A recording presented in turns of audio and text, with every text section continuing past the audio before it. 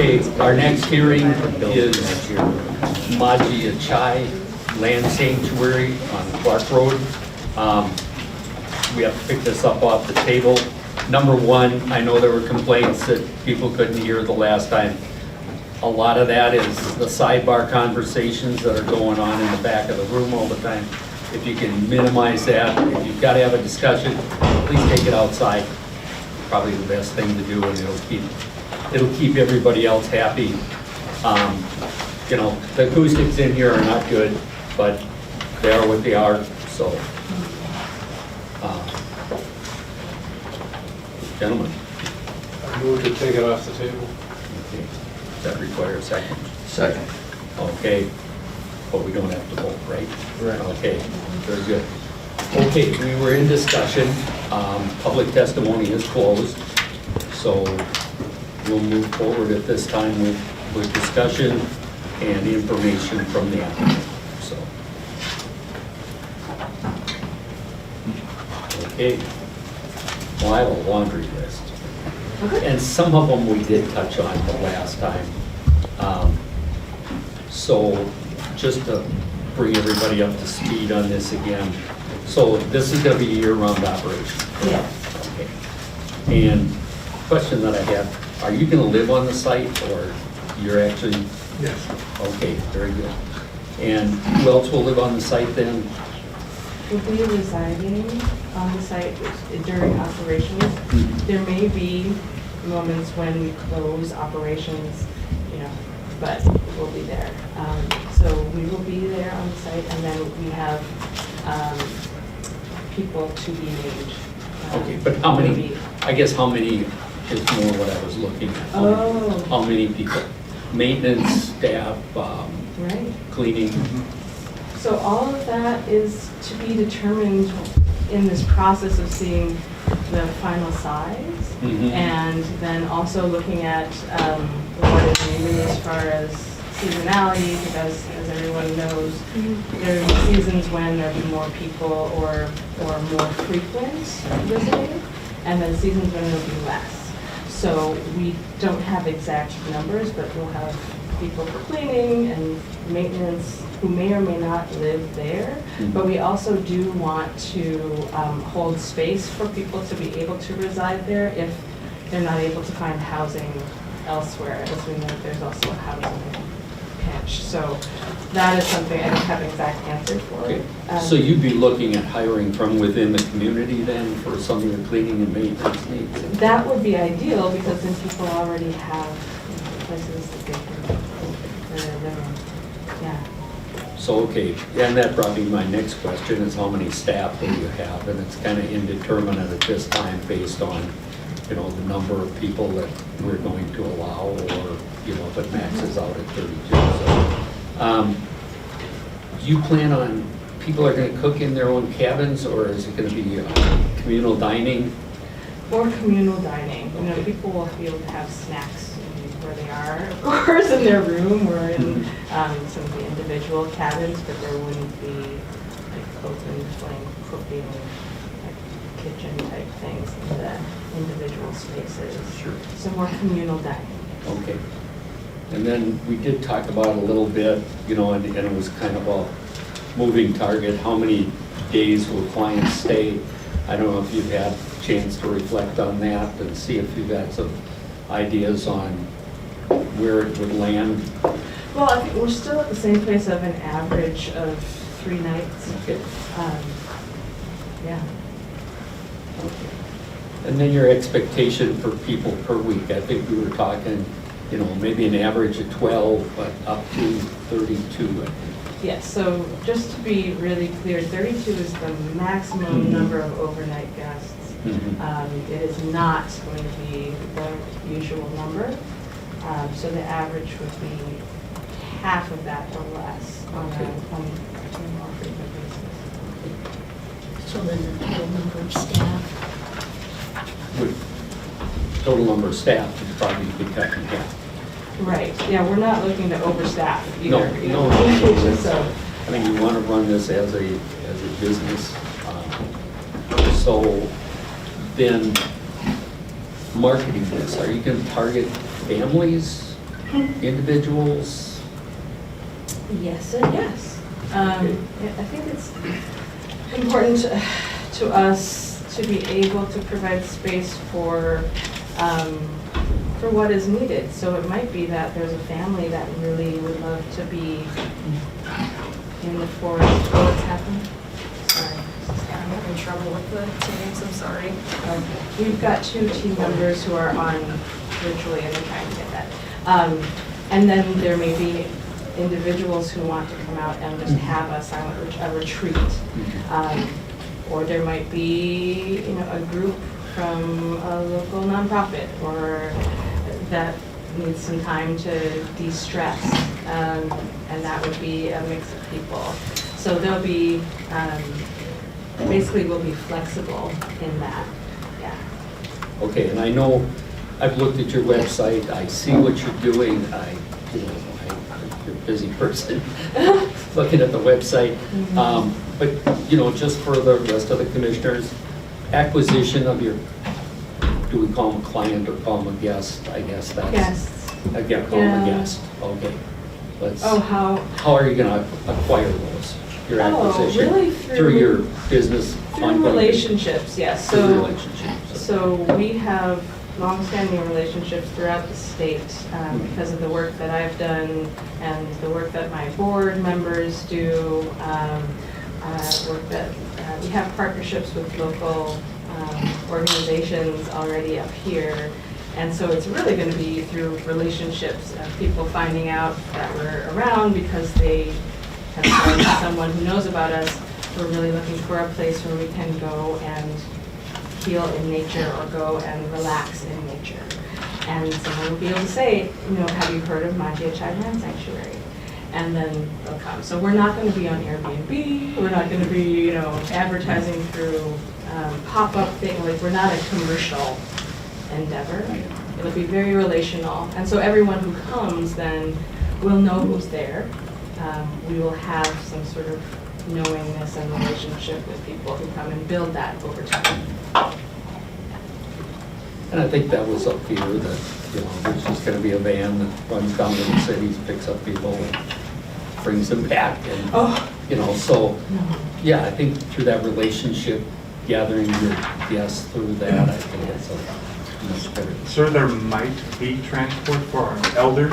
Oh, certainly, some type of that are not- transport is. Yeah, mobile, Yeah, but it's not a shuttle bus. right, just, if you want to call it the North Shore, that's, I think that's a fear of some people that Yeah. there'd just be, you're just going out to search for people. These Oh, are goodness, people. no, Yeah, no, we're not building a resort. okay, very good. Okay,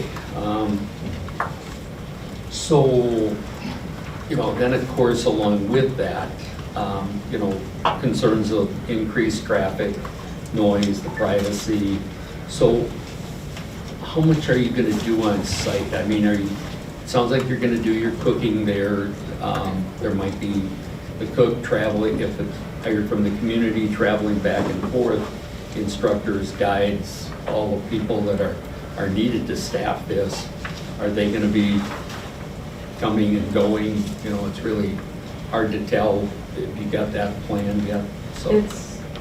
It's certainly hard to tell, but the idea is that people will come and have this as a central space, again, for rest and relaxation and growing things, helping us grow, food maybe, and taking hikes on the property.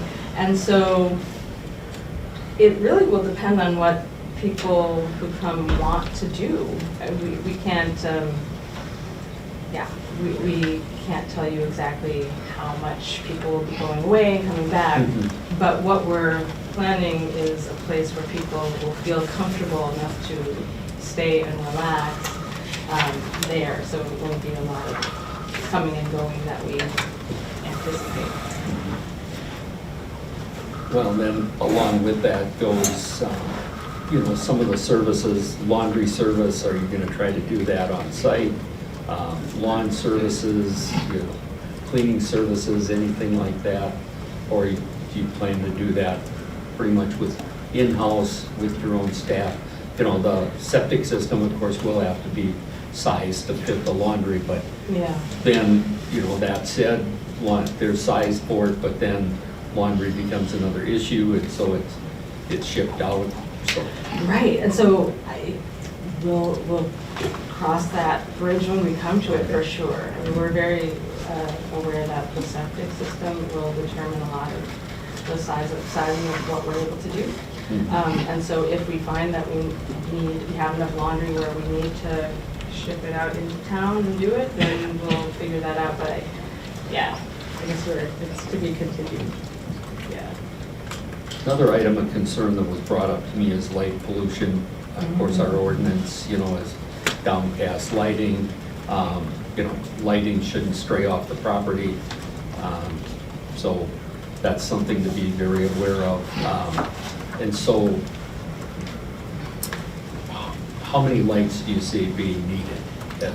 You know, do you anticipate a lot of lighting, subdued lighting? Have you looked at that as part of the plan?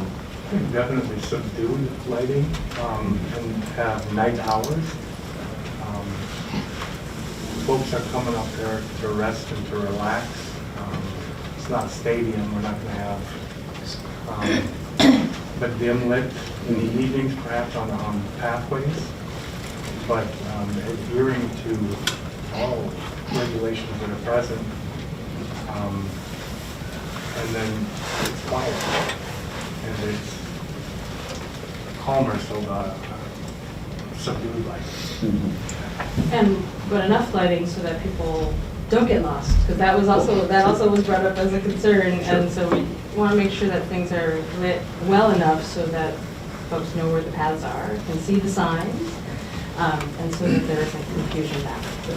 Well, then also, you know, are concerned about night sky. Absolutely. And, you know, if you want to bring that, I mean, that is just pretty, I mean, for me, it's a good way to meditate, is just sit out there and look at the stars. Totally Relieve my agree. stress, so. Yes, um, yes. And I'm very lucky, I live right next to Lake Superior, and I can look out over the lake, and I might see an oarboat going by, and I see a couple of beacons over on the other side, so. Yeah. Bringing in guests at night, that seems, that'll increase the vehicle lights, the traffic, you know, traffic being acknowledged on the Clark Road. What are you kind of looking at, check-in times, or, I'm sure there are times when there will be somebody breaks down, they have to come in later at night, but are you going to try to avoid that? Absolutely. Daylight hours are best, especially in a new area. Well, yeah, get them acclimated to it Yeah. while they're, yeah. I know my past experience as a park manager, getting people into their campsite while it was still daylight, so they knew where they send them down there at night was always a hassle, so they were lost. So that's kind of one of my questions for right now, so. It's quite a laundry list. I said it was one. He says, Yes, you do. So, Jan, and I'm sure a lot of you guys have the same questions. Yeah, I just went through all the other small resorts and somewhat similar things I could find that have been approved over the last few years and put together all the conditions that we've placed on those ones, and it looks like staff did a really good job. It's pretty much the same list as I came up with. I think this is one of the most well put together applications we've seen of this type of small resort. It's the only one I've seen that has a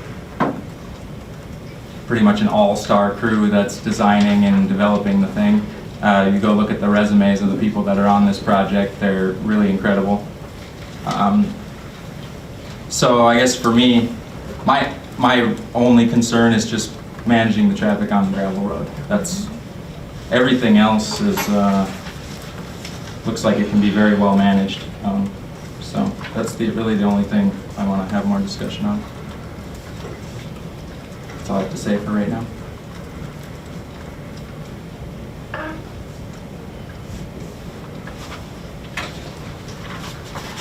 Rich, I know that you have questions. Well, questions, yeah, I guess I do. I agree with Matt. I think this is one of the best plans that has come before.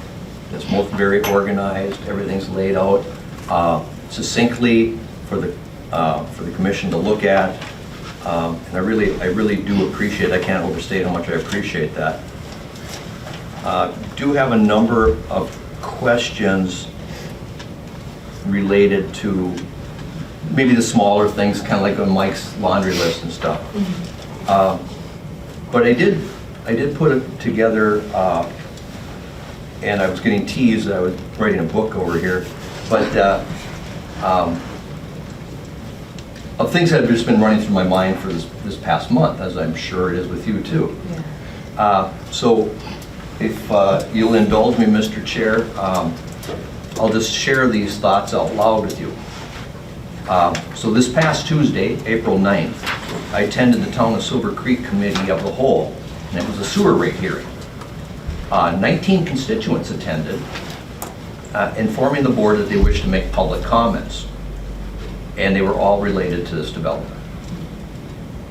And these are your neighbors up on the Clark Road and along number 3.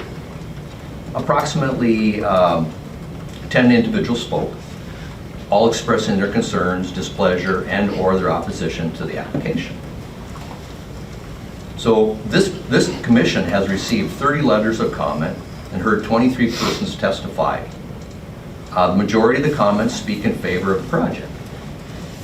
These comments, in my opinion, are narrow in focus, speaking directly or indirectly to the development alignment with our comprehensive plan. And I definitely can't argue that. I think that the plan does speak to our comprehensive plan very well, namely our guiding principles, Principle 1 and Principle 2. 2 individuals speaking in favor referenced the zoning ordinances. Pastor Ben Stewart from Two Harbors states he's generally cautious about permissive changes to zoning rules, but he supports this plan. And then the testimony of Danny Frank from Duluth, who supports the project, shared this, and I quote, "As a county, you have the regulations in place to deal with the density and the noise and the issues. Those rules are in place to protect the people who live here and the tranquility that they appreciate," end quote. And that really resonated with me, and I'm sure it resonated with you. Pastor Stewart and Mr. Frank comments go on to the heart of what's before this commission. The use being asked by the applicant is not an allowed use in R1, yet it is neither a prohibited use. It's a conditional use. The testimony in opposition outlines at least 18 items of concern. The list I compiled from these comments are as follows, and that most of these items were brought up more than by one person. It starts off as Matt had mentioned, traffic and road maintenance. It's zoned R1. Well and water depletion has been a concern, and sewer capacities. Density, too many people. Noise. Changes and disruption to a neighborhood. Trespass. Fire. Impact to the river and/or wetlands. Proper crossing of the river was raised. And will the project be completed? We talked about the bond. Location is not appropriate. This is the wrong place. People have expressed loss of privacy, personal safety, lighting, screening, trash. And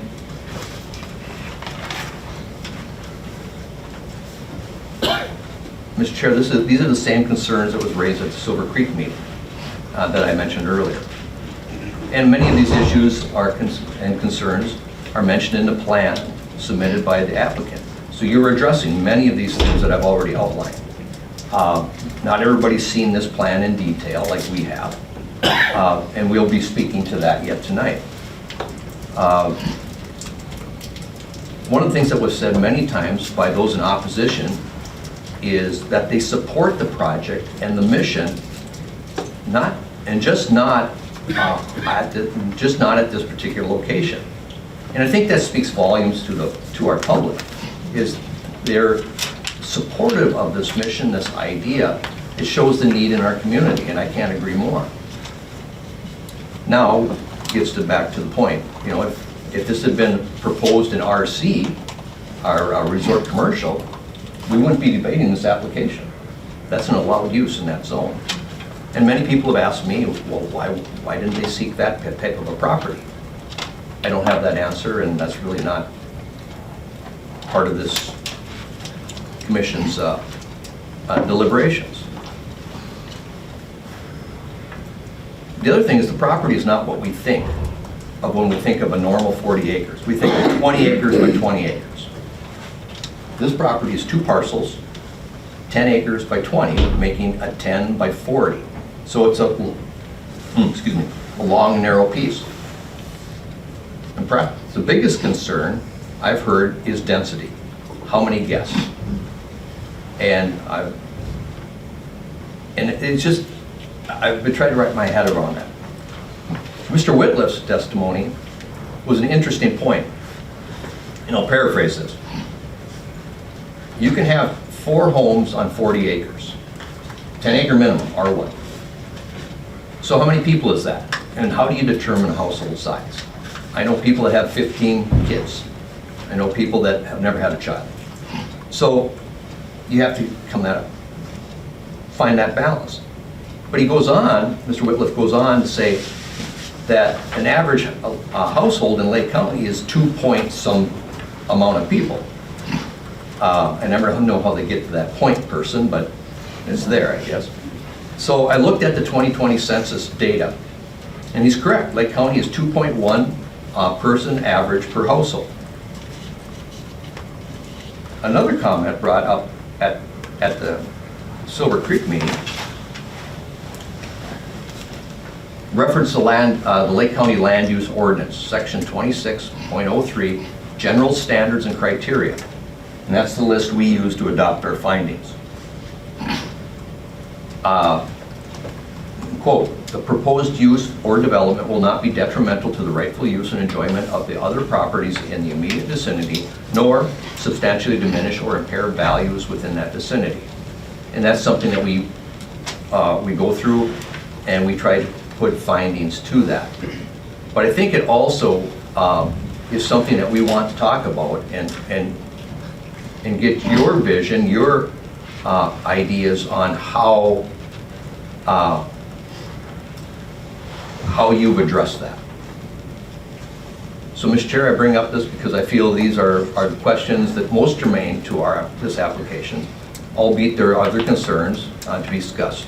Well, sewer, wetlands, special events, those type of things. The density being requested is 32 person occupancy with up to 50 for special events. And once again, I applaud the thoroughness of this application. Yet the density is still a large concern for me.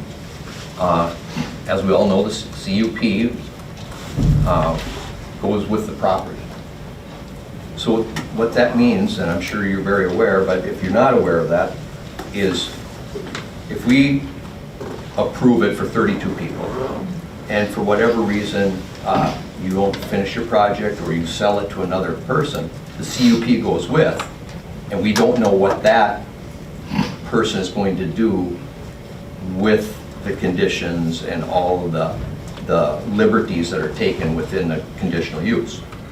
So that's one thing that we talk about with this commission quite frequently, is what is the continued use down the road, should another owner be in there. So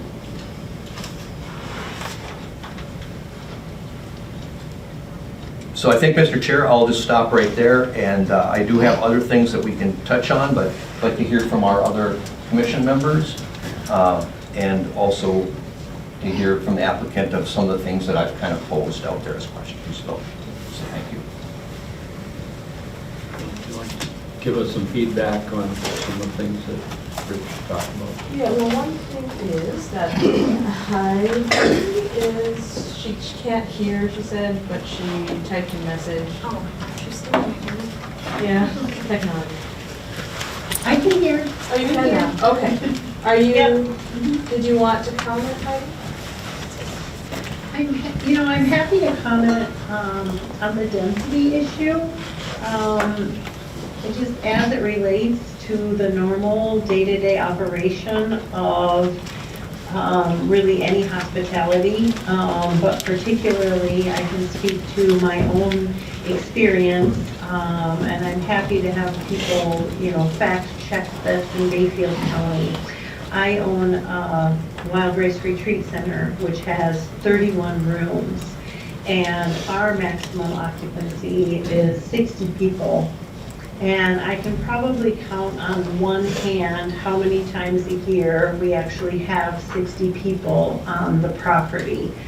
Of course, Rebecca's going to have lodging rooms that will have a certain number of beds, and so there's that maximum occupancy number. But I can tell you as a proprietor of hospitality, and I mean this is true for Bluefin Bay and Odyssey and all those other places, average occupancies for our region are about 55% occupancy. And so the vast majority of the time, and the pro forma model that I have underwritten for Rebecca, we're looking at 12 to 16 guests on a more normal day-to-day basis. It's rare that you get to maximum occupancy.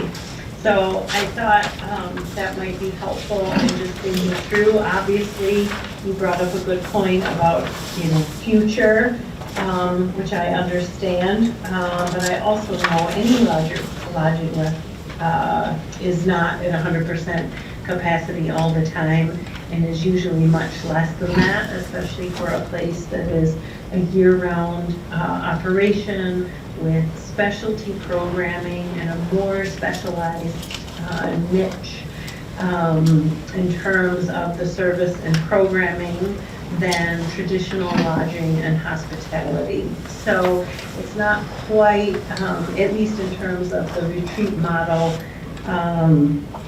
it's even different yet than like looking at normal hotel occupancy statistics and things like that.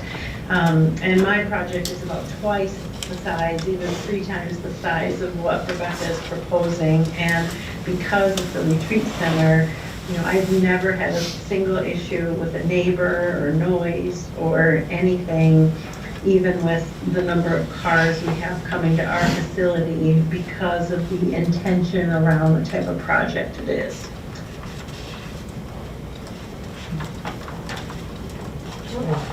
Yeah, here.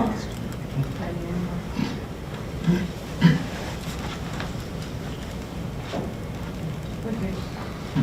She's saying a lot of things. You lost her? I didn't, I was finished. Okay. Yeah, sorry. Oh, I see. Okay, Oh, it's she's a in a delay. delay on the Rebecca, video. if you want me to comment on more, please let me know. Okay. Thank you. Okay, yeah, so just that's to reiterate, we do not anticipate or intend to have 32 people there all the time. What we're wanting to do is to have the flexibility so that a family can come. And what if 2 families are there at the same time? We want to be able to accommodate that.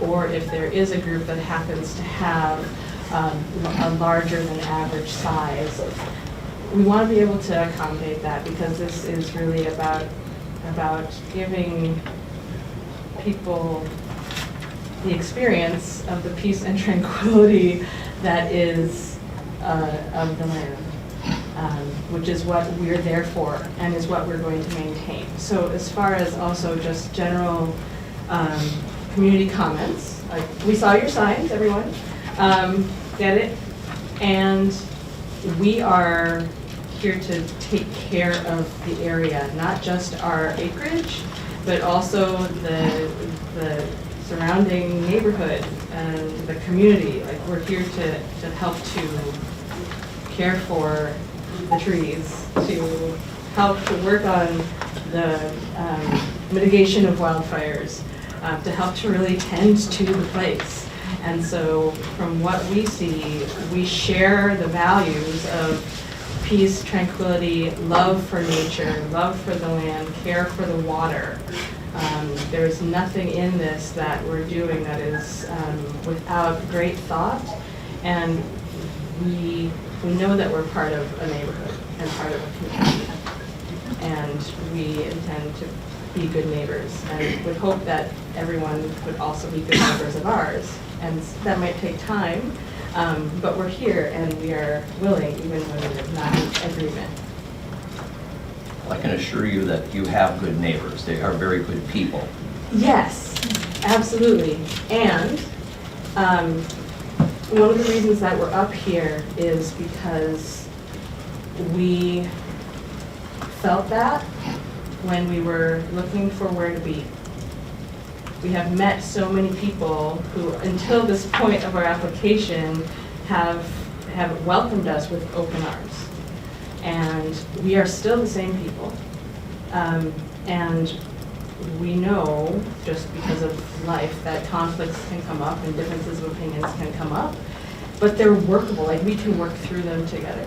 As long as communication is left open, as long as we recognize that we can work through it together.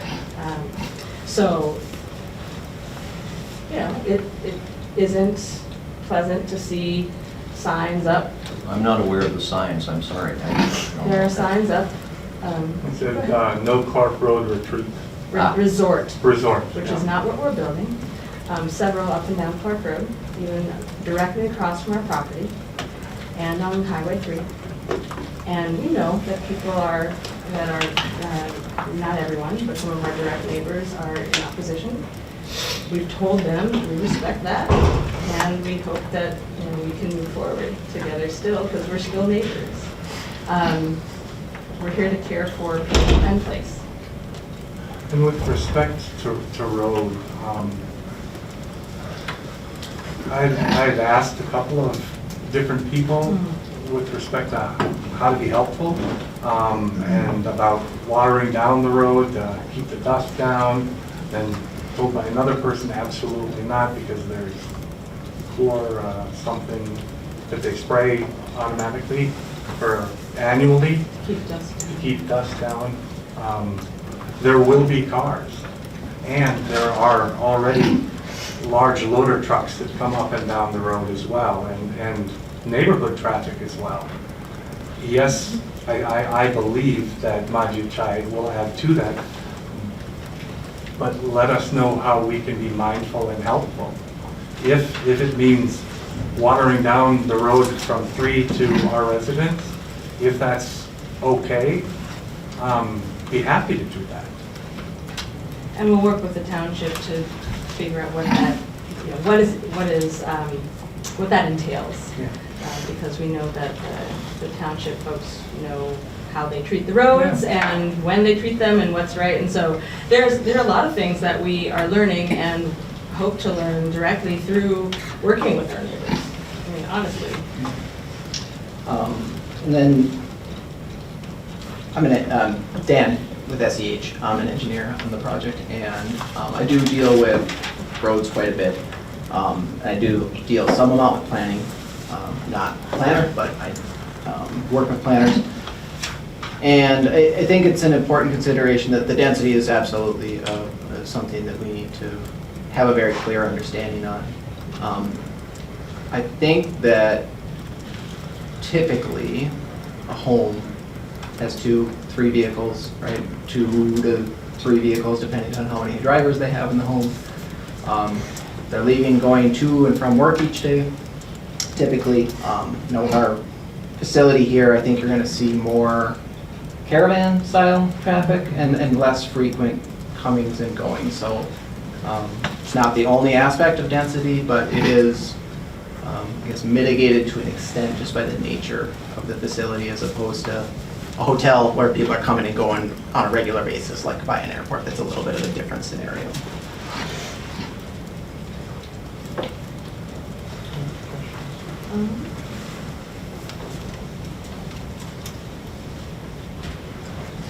you could remind us maybe if there are Oh, I'm other sorry. specific Yeah. pieces to speak to. Well, the one thing I did bring up was,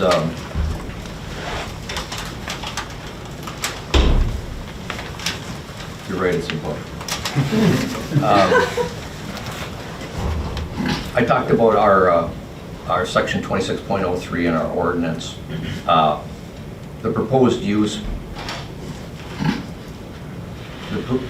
or development will not be detrimental to the rightful use and enjoyment of other properties in the immediate vicinity, nor substantially diminish or impair values within the vicinity. And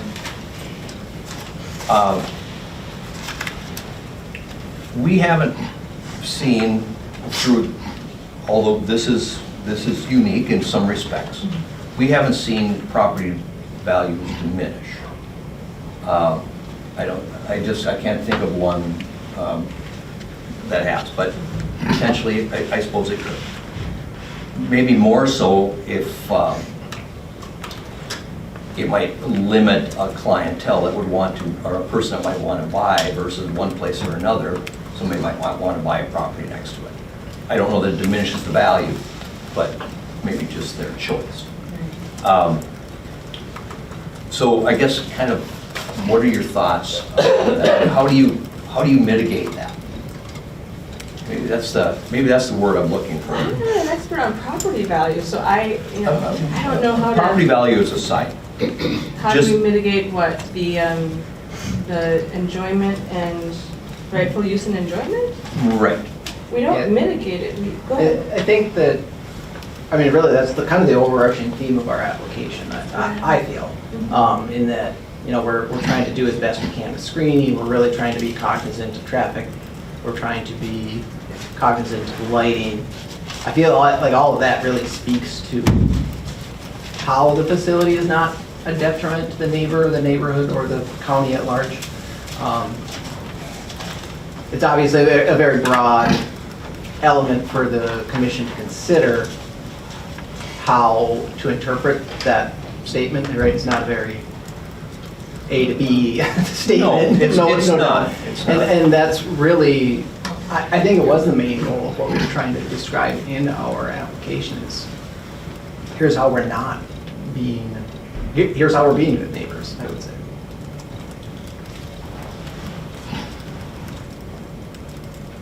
So I think a commission like ours, we take into account what our neighbors are saying, or what that neighborhood is saying. It's not necessarily my neighbors per se, but a neighborhood and what their concerns are. Are there fears that are unfounded? Possibly. Possibly not. But it's to take the whole thing and take a look at it and see how that fits the community. And realizing that you are property owner, you are part of the community now. I understand that. And when you live there, you are physically part of the community. And you're taxpayers like everybody else. So there are inherent rights that go along with that also. I was asked the question, how would you like to live next to a resort 24/7? Well, I do. But the resort was there before there was any homes there. And it is a different, it's not an apples to apples comparison. It is different, but I do live near a resort, or right next door to this with 10 cabins, and at any given time, there's 40 to 60 people on the property, right next door to me. The cabin is closest cabin is from here to that exit sign right behind you away. So I can literally throw a rocket to it. And you can be disruptive at times, but I choose to live there, and like I said, the resort was there long before me, and so I get that, and I understand there's disruption, but for me, I've had frank conversations with the resort owner, and things I will not tolerate, things I will tolerate.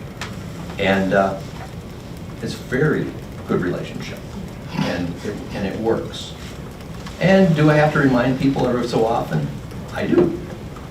And I think some of the concerns like that, and what I'm kind of expressing is trespass. You know, and I used to have vehicle trespass, drive right by the window of my house.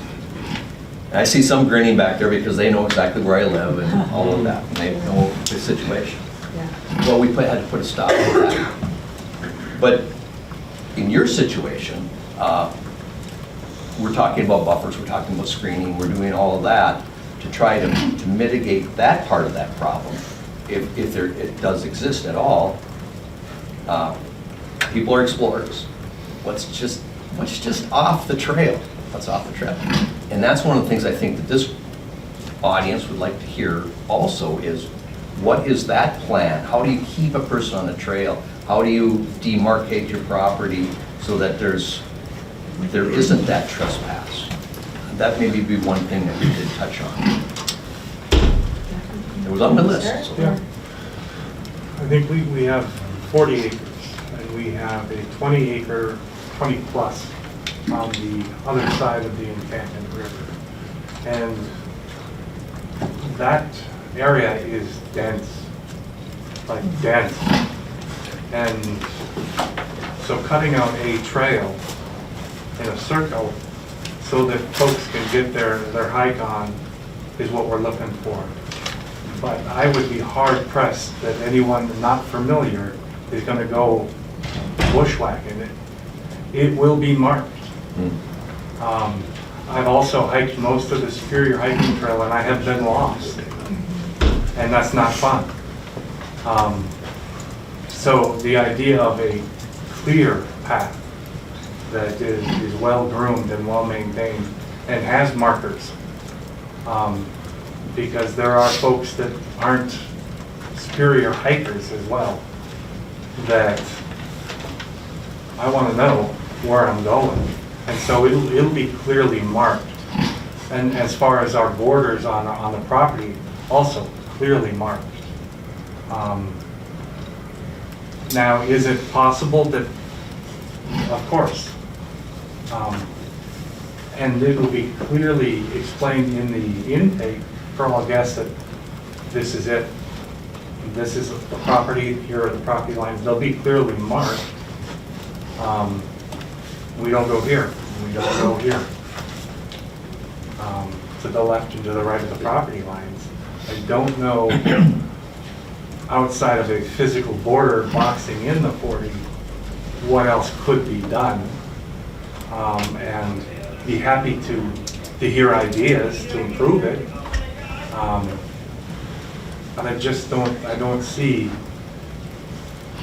folks having a desire to go in brambles up to your chest and whacked with different pieces and parts of the flora and fauna.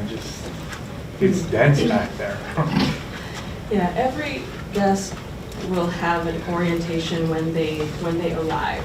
So they'll become familiar with the property itself. They'll get a map. They'll get that has the trails on it. There will be signs that are throughout the property that say, "Yep, you're on the right track, and stop here. Don't go here." But also, it will be an orientation to our values. And one of our major values is to be respectful of and take care of the neighborhood and the community. And part of that is not trespassing. We don't want that to happen on our property either. Correct. And so we share that concern value with our neighbors, absolutely. We take it very seriously. And we cannot control everybody. We can't control, folks who, yesterday we saw some gentlemen walk onto the property on Saturday, and we're like, oh, what's happening? And we got a little nervous, and then we realized we walked into it like, okay, they're actually on the planning commission.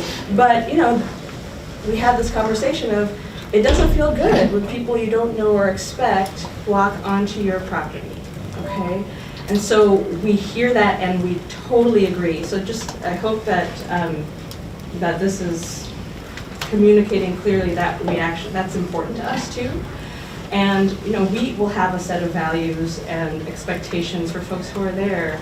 And there may likely be sometimes here and there where people are unable or unwilling to follow our expectations, and then they're not going to be able to come back.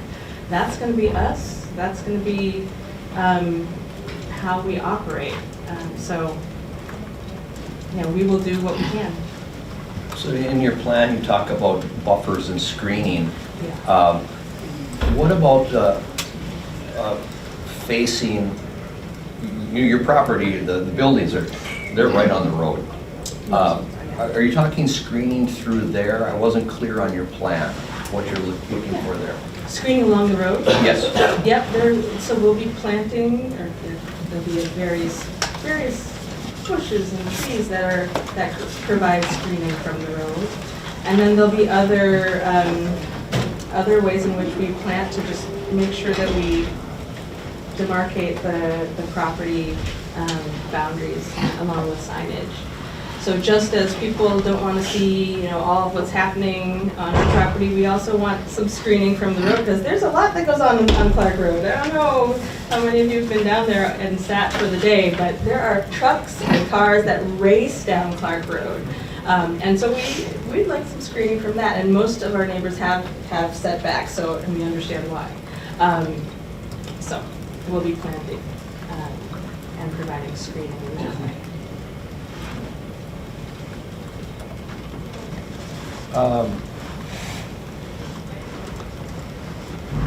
Matt, you touched on it.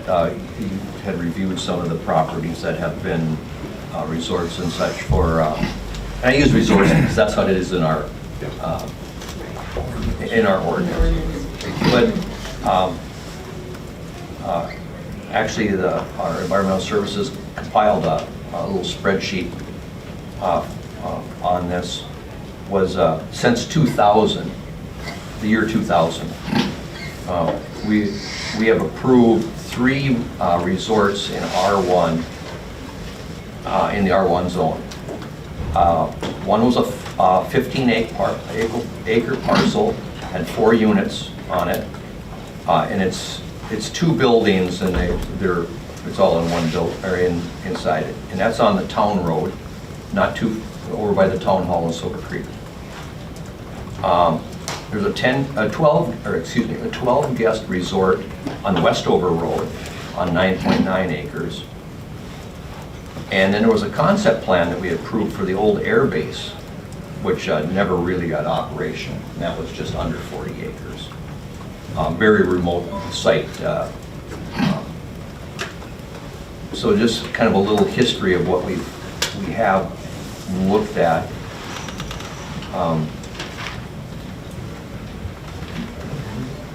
Matt, jump in here. Can I add to that list? Shoreview natives. What zone?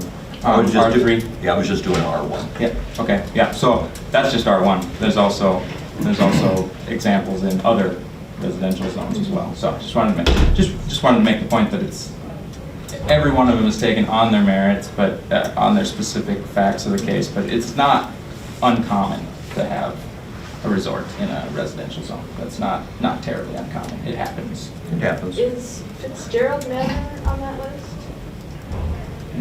It's on Highway 3? Well, that's a bed and breakfast. So that's different? That would be a different. Yeah, different in our ordinance. See, I'm learning as it goes. Well, and the reason bed and breakfasts are different is because the owners are very intimate and close and on site generally with it.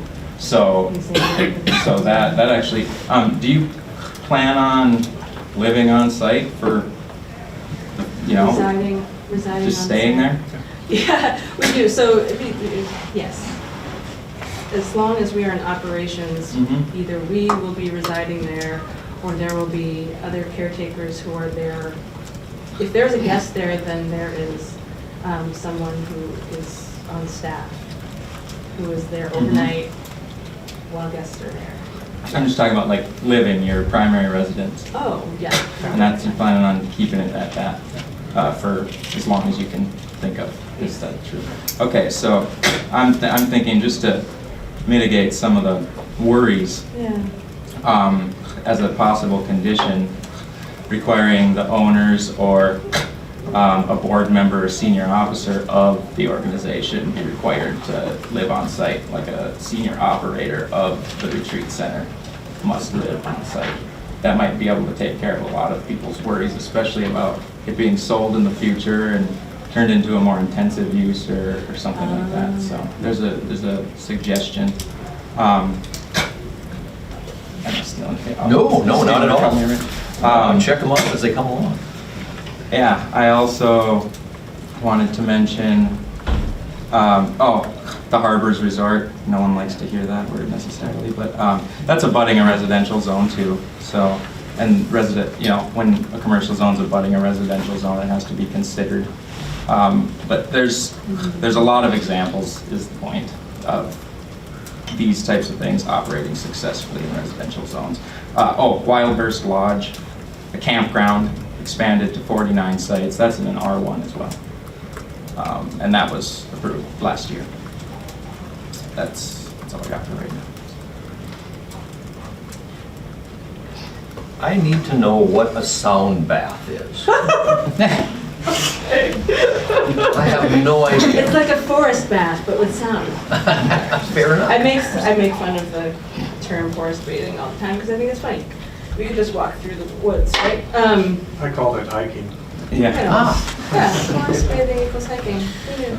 Yeah, so a sound bath is when something, typically a large bowl that's made of either copper or crystal is rung, or a gong is rung, and it creates sound in different frequencies. It's really music.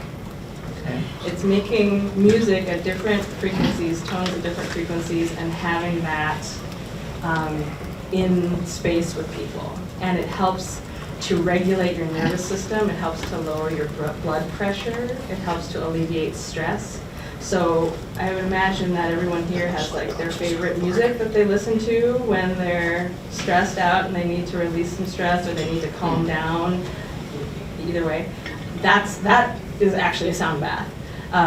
But it's really the use of like one note, like a bowl that makes one note, and another bowl that makes another note, or some tuning forks that together make sound, make music that has been scientifically shown to relieve stress. Do you have one with you? Because I could use one. I do not. That would be a nice thing to bring, yeah, take a little intermission. But it's not here, no. It's very relaxing.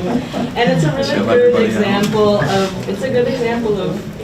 of what we're creating, like what we're gonna be doing. Things that are, there may be folks here who might want to try it someday, because it really is quite peaceful. It's not quite AC/DC, But close, huh? Sometimes AC/DC works for people, it just depends who you are. Will you be inviting members of the local community to come in and participate in your healing things? We do anticipate, yeah, we talked about this last time, anticipate local community days where that will involve food, and then you could try out the sound bath. You could try out, our version of our sauna, and you could try out, and I said right again, yes, and you could try out the hot tub or whatever is there that we are offering for different relaxation and stress relieving things. Tools. So in order to deal with this density issue, and maybe we brought some of this on ourselves, but, we have these resorts come in, we have an application for a CUP, and it's smaller, and then they come back, and they want to build again, and they want to build again. So maybe you've been encouraged to get the whole scope of the project out there in front of us. Is this something that you could do a build out on, come back later to amend the CUP? Is that? That we would come back to build more? Well, no, that you would take less now with that become more palatable, and with the thought that if this works, and becomes amenable to the neighborhood, that then you could amend your CUP at some later date. I mean, a lot of people come in, they ask for the CUP, they don't build out, they see how it flies, and then, you know, come back later. But is that something that would be workable? Or do you have to be all or nothing? We are workable, we're not an all or nothing place. And I'm curious about what sizing you have in mind. Well, you know, I was thinking, you know, to bring down that density, bring it down to 18 to 20 people from the 32. You know, something like that. Maybe, you know, 2 less cabins or something to bring down that density and get a proven track record within the community. Seems like that's one of the things that's really being brought up is the density issue. It's been brought up to me several times. Right. No, I'm definitely hearing that. Yeah. Mr. Chair, if I could say something too. Go ahead. Well, I think we have two things though. We have the density on a normal basis, but there's then there's the max number of people for events, right? So we're trying to get our arms around that. So I mean, there could be also the maximum amount of people at all times, right? But I want to make sure that when you do state that it includes staff. I really don't know how many staff they're going to have. I think overall, for the comfort of everybody here, a max number for anybody there. The other thing I want to make clear too on the CUPs, you can expand without approval. So what I want to make clear is that even if this was, you know, CUP stays with the property, somebody comes in, takes the property, they want to double it, they can't. They have to stay within what's approved on the CUP. So if there's concerns about that, that would require another permit. And I think that in our internal discussions, you know, we want to be forthright. We don't want to say, we only need 32 just to come back and say, just kidding, now we're going to ask for 40, now we're going to ask for 60, right? And that's a big reason why we want to ask for the ultimate use at the outset, is we don't want to really use the valuable resources of the county, but also mislead the public in what our overall intentions are.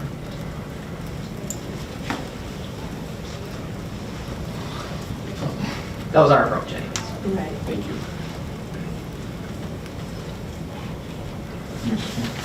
Go ahead.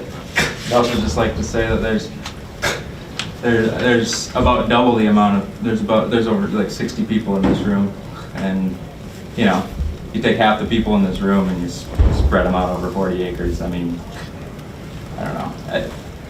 That's totally not technical at all whatsoever. This picture didn't even know. Oh, I better. Mr. Chair, I think I would like to get some clarification on the water use. Wells often become a concern. The use of water in a well, and we don't want to make sure that that does not affect any neighbors' properties as well. I see you've got some agriculture there. Do you have an idea of the total gallons per day that you're going to need for water use? That can be different for the septic use, right? Because we don't worry about septic flow when it comes to, you know, watering plants, etc. Because I think that gets to be a concern, and we've had problems in the past with wells that aren't producing enough and they pull from everybody else, and you don't have really a lake to take it from. Right, and we're certainly aware that we're in a low producing area with wells. We've looked at well records.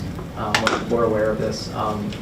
One way we can mitigate that is that we can draw water at a tempered pace and store it on site with a tank. It's generally not something that's used as frequently for like an individual home, because those tanks are not inexpensive, but it would be a good solution for us here if the well that ultimately gets drilled can't support the water usage at the site. But it also gives you that secondary fire Yep, suppression absolutely, available as yep. well. So- I just would recommend that the conditions also include some parameters on the well production and potential use. Drawdown tests, whatever you need to do in order to identify that. Well, certainly touching on that note too, there will be a stormwater management plan for this needed. Yes. There's probably going to be a construction stormwater permit. Well, as far as, you know, a settling pond, putting in a pond to capture that drainage off the impervious surfaces and use that for your agricultural use. Certainly makes Yeah, sense. certainly a great idea. I don't know agriculturally what water use you guys will have, if it's rain fed or not so much rain fed, but I'm not sure. If you're doing anything in greenhouse, if you're Yeah. making greenhouse, you'll need water for that. Yes. And there's times when it gets dry enough that you need some additional water. So, and certainly that land up there, if it's typical clay, you know, it'll hold water. You can put a bowl up there, hold that water back. And capture it.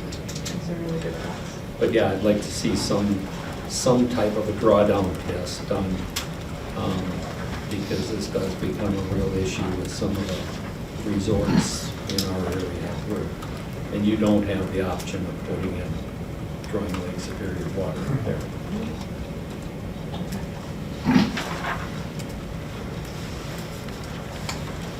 You've been very silent. Unusual. Well, you guys are doing a good job covering a lot of points already, and I don't have anything to add. My thoughts have kind of swirled around all these same issues, and I think the density issue and how that might affect neighbors is a key point, certainly for them. And I don't have answers for that. I don't have any answers today. I think, having really nothing to do tonight, but in your long-range operation, I think having a good property management plan will be key. What you plant where, and avoid exotics and invasives and so on. There's an awful lot of talk and research and work going on right now about what to plant, and assisted migration, getting prepared for climate change and things like that. But there's also a lot of advice available and so on. So anyway, I just see that as a big issue for you. Frankly, whether this passes tonight or not, just owning that property, I think you'd have that issue. Yeah, that's pretty much it for me. I don't have a lot to add myself either. You guys touched on most of the questions that I had coming into it. So. Same here. Likewise, sitting pretty well. Mr. Chair, let's revisit, and I know it's been addressed, but I think we should talk about it, is fire. And I know you're taking your campgrounds out of your walking loop over on that the farther 40 on the other side of the river, which I think is a big relief to a lot of your neighbors. Yeah. But maybe just talk a little bit about going forward. We still have fire danger in our neighborhoods, all the dead balsam and stuff that we have, and we've had a kind of a drought going on. So what is your kind of, what does it look like when you build a fire? So what's your plan? Thank you. We've seen a variety of methods used up here since we've been up here, from a couple weeks ago, burning in the snow, to a raised cast iron fire pit. I would envision something that's dug down and protected with cinder block. That's not the right word, but in-depth and then gravel and stone around it so that there aren't embers that pop. Also, something to consider would be just a outdoor fireplace that has a cap on it for those embers as well. And really, to be as safe as possible, that we're not going to have, guests aren't allowed to just go off and have a picnic and start a little forest fire. You know, that's not going to be allowed. It will be maintained by staff, started, stopped, and fed if needed. But to really honor what we've heard from community members, it is a risk. And to do everything that we can to make it safe. And who doesn't like a s'more every once in a while? That's a nice offer, especially for kids. You know, but we're not talking about a big burn pile and wait till January 3 and set it ablaze. That's not going to happen. And we've had a fire-wise assessment done around the current structures already, and we are planning to have, to get a forest management plan in place as well, so that we have guidance on what we need to do right now, because there's a lot to do, and then how to best maintain our acreage of trees, because we live in a time of wildfires. We are clear on that, we know, and we take that very seriously. Well, and certainly what I'm hearing here is, my background is Ferry Falls State Park. That was the last place I worked. And on any given night, there's 65 to 70 unsupervised campfires here, whatever. And, might be in a group camp where there's 30 kids and one adult, or, kids sitting around fire, so, I really think you've got a handle on that, it's going to be staff supervised. Did I see you have your hand up, Russ? Yeah, I've heard discussion about on-site residence for the directors, and we're talking about the density of the guests. One of the things that I haven't heard is, or that I would suggest you consider, is a limit on full-time residents. This is a request for essentially 30 days or less lot. And I know that I've had people in my basement that stay longer than and it can creep like that. And I know that could be a concern. Is what will that look like in terms of staff? Staff may grow according to the amount of work that's there and how many full-time residents do I have. Yeah, I'm wondering if Heidi, if you could speak to that. She said that she's got, her retreat center is 3 times the size of what we are proposing here. And so what has been your experience, Heidi, with residential staff? Sorry, is the question people that stay a super long time? Or that ends residential on-site staff who are actually living staff. on-site, Okay. as far as numbers. Yeah. Sure. So, yeah, I have a much larger operation because we have a full kitchen and do dining and meals. All the meals are included, and have a full former restaurant on site. So I have one caretaker who stays on site during the winter months because of snow plowing and needing to get the rooms cleared if there's been snowfall. He didn't have to stay too much this past winter, but then everyone else lives in the region. So I have 4 full-time employees and about a dozen part-time employees for my 31 rooms. But I don't personally live there like Rebecca and Matthew will, so it's maybe a little bit different. But I would say for Rebecca, we've done your model that there's kind of 4 to 6 FTE and part-time folks who will be there on a regular basis. I would say the average stay is 3 to 4 nights, so it's a little bit longer, and they tend to stay on property because they're coming there to immerse themselves. So they might go to town to shop. Our shopkeepers love that they come and spend their dollars in the community, but it's a lot less back and forth than a regular resort or hotel, because they're there to immerse themselves in nature and just be.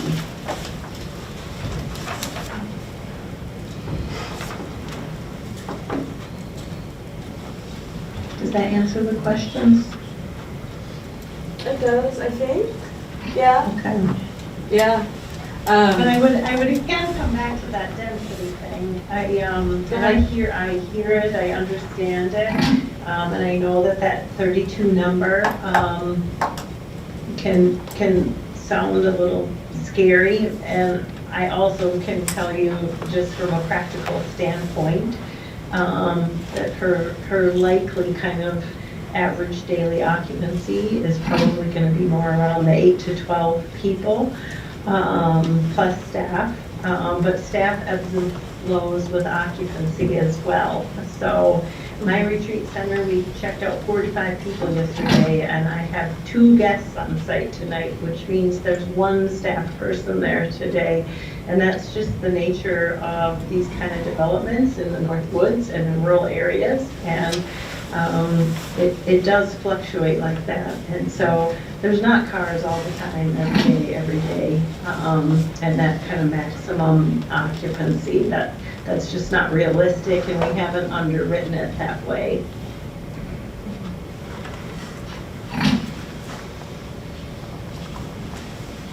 Mr.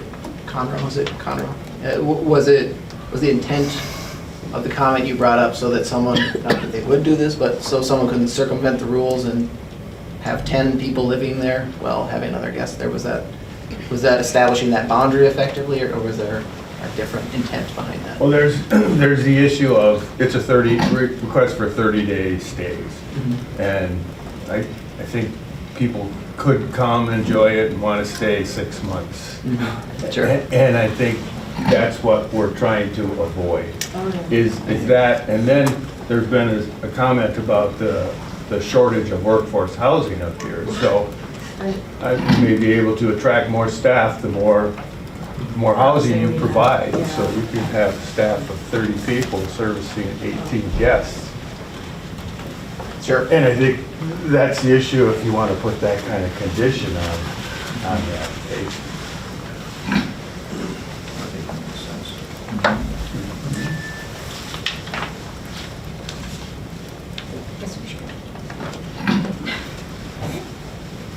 Yeah, Rebecca, I'm assuming you wouldn't have an issue with them adding that condition. You don't want people that just kind of moving in. No. That was a good thing to bring up, because we do not want to have 30 people who are living there for, no, goodness no. Thank you for that. I just have a comment.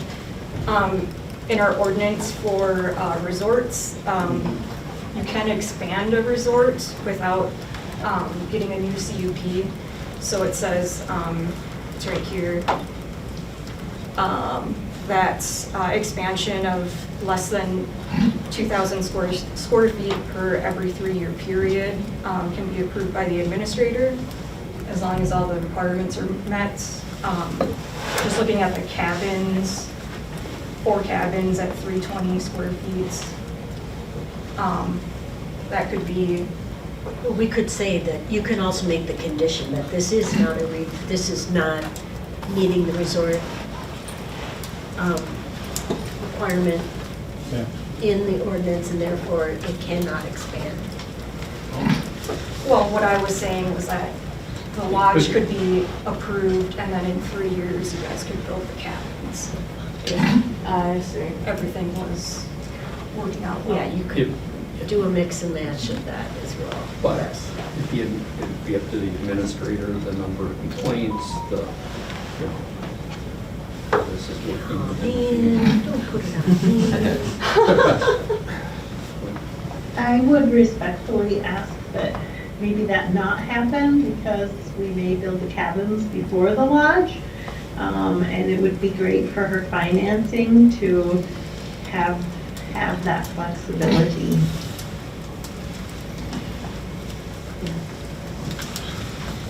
It's very difficult to finance these projects, period. And so you do have to underwrite for a certain number of lodging rooms. And it's hard to say, well, we're maybe going to add more later. You definitely don't have to build it all at once, but it's nice to be able to model for the banks and the folks that are going to be contributing to this project, what the underwriting looks like. So doing it piecemeal is not impossible, but it does make that more challenging for Rebecca and Maji and Shai. Mr. Chair, I appreciate that comment, but the financial part of it is not for us to No, determine. no, we can't with finances. And part of it, I said, that's why if you focus on the events and how much, you've got the people who are there on a regular basis, you have your staff that are living with, and then you have your events. And so,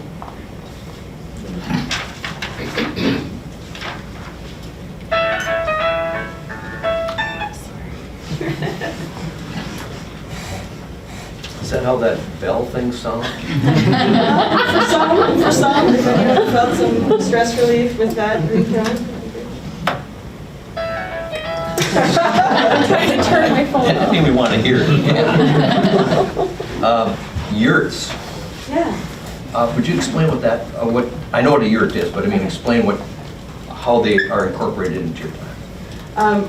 There's 2 yurts in our plan right now, and they will not be for lodging, they'll be for community space. So meetings, or people do yoga in yurts now, and or just I envision like a library space where people can, especially in the wintertime, reading, and the wood stove is being fed by staff members, and it's another space for gathering that can be utilized all season long. And the amphitheater. Yeah, it's a natural amphitheater, so there's a slope, there's a very mild slope. Woodstock. What are you doing? We are not going to have Woodstock on the list. He's causing trouble. No, there's just a natural slope towards the back of the field that lends itself to a natural amphitheater. It won't be huge. It's a very gradual thing, and it'll be an outdoor sitting space, maybe classroom space, just outdoor hangout space. Yeah. No fires. Or concerts. Or Well, one of the things that we were looking at as far as a condition would be no amplified outdoor music. I know you talked about music, and I believe music is a big part of any type of retreat or sanctuary, but just that it wasn't going to be amplified. Right. No, outdoors, right. And your special events, can you just, in a general term, give me an elaboration on what would a special event look like? You mentioned no weddings, but something like that. Yeah, special events for us really are when we organize particular programming for the land sanctuary. So one example is a bird watching group. So people come, and they may not come to stay overnight, but they might come, of course, park on site, come together in groups too, and go bird watching throughout the property together. And it'll be something that is organized beyond come here and make use of the facilities and go for a hike and relax, which is, so most of what we're providing is space for people to be and to rest and relax in nature. We also, from time to time, we have some folks come out who are health practitioners, to provide things like acupuncture, community acupuncture, like different like nutrition class, but so more of a group organized thing, but all of those events will be somehow related to our mission, which is about rest and healing in nature, about being able to relax and enjoy and take care of the land and connect with each other, and about learning about the land that we're caring for and about how we are all part of this place and how nature can be very healthy for us. So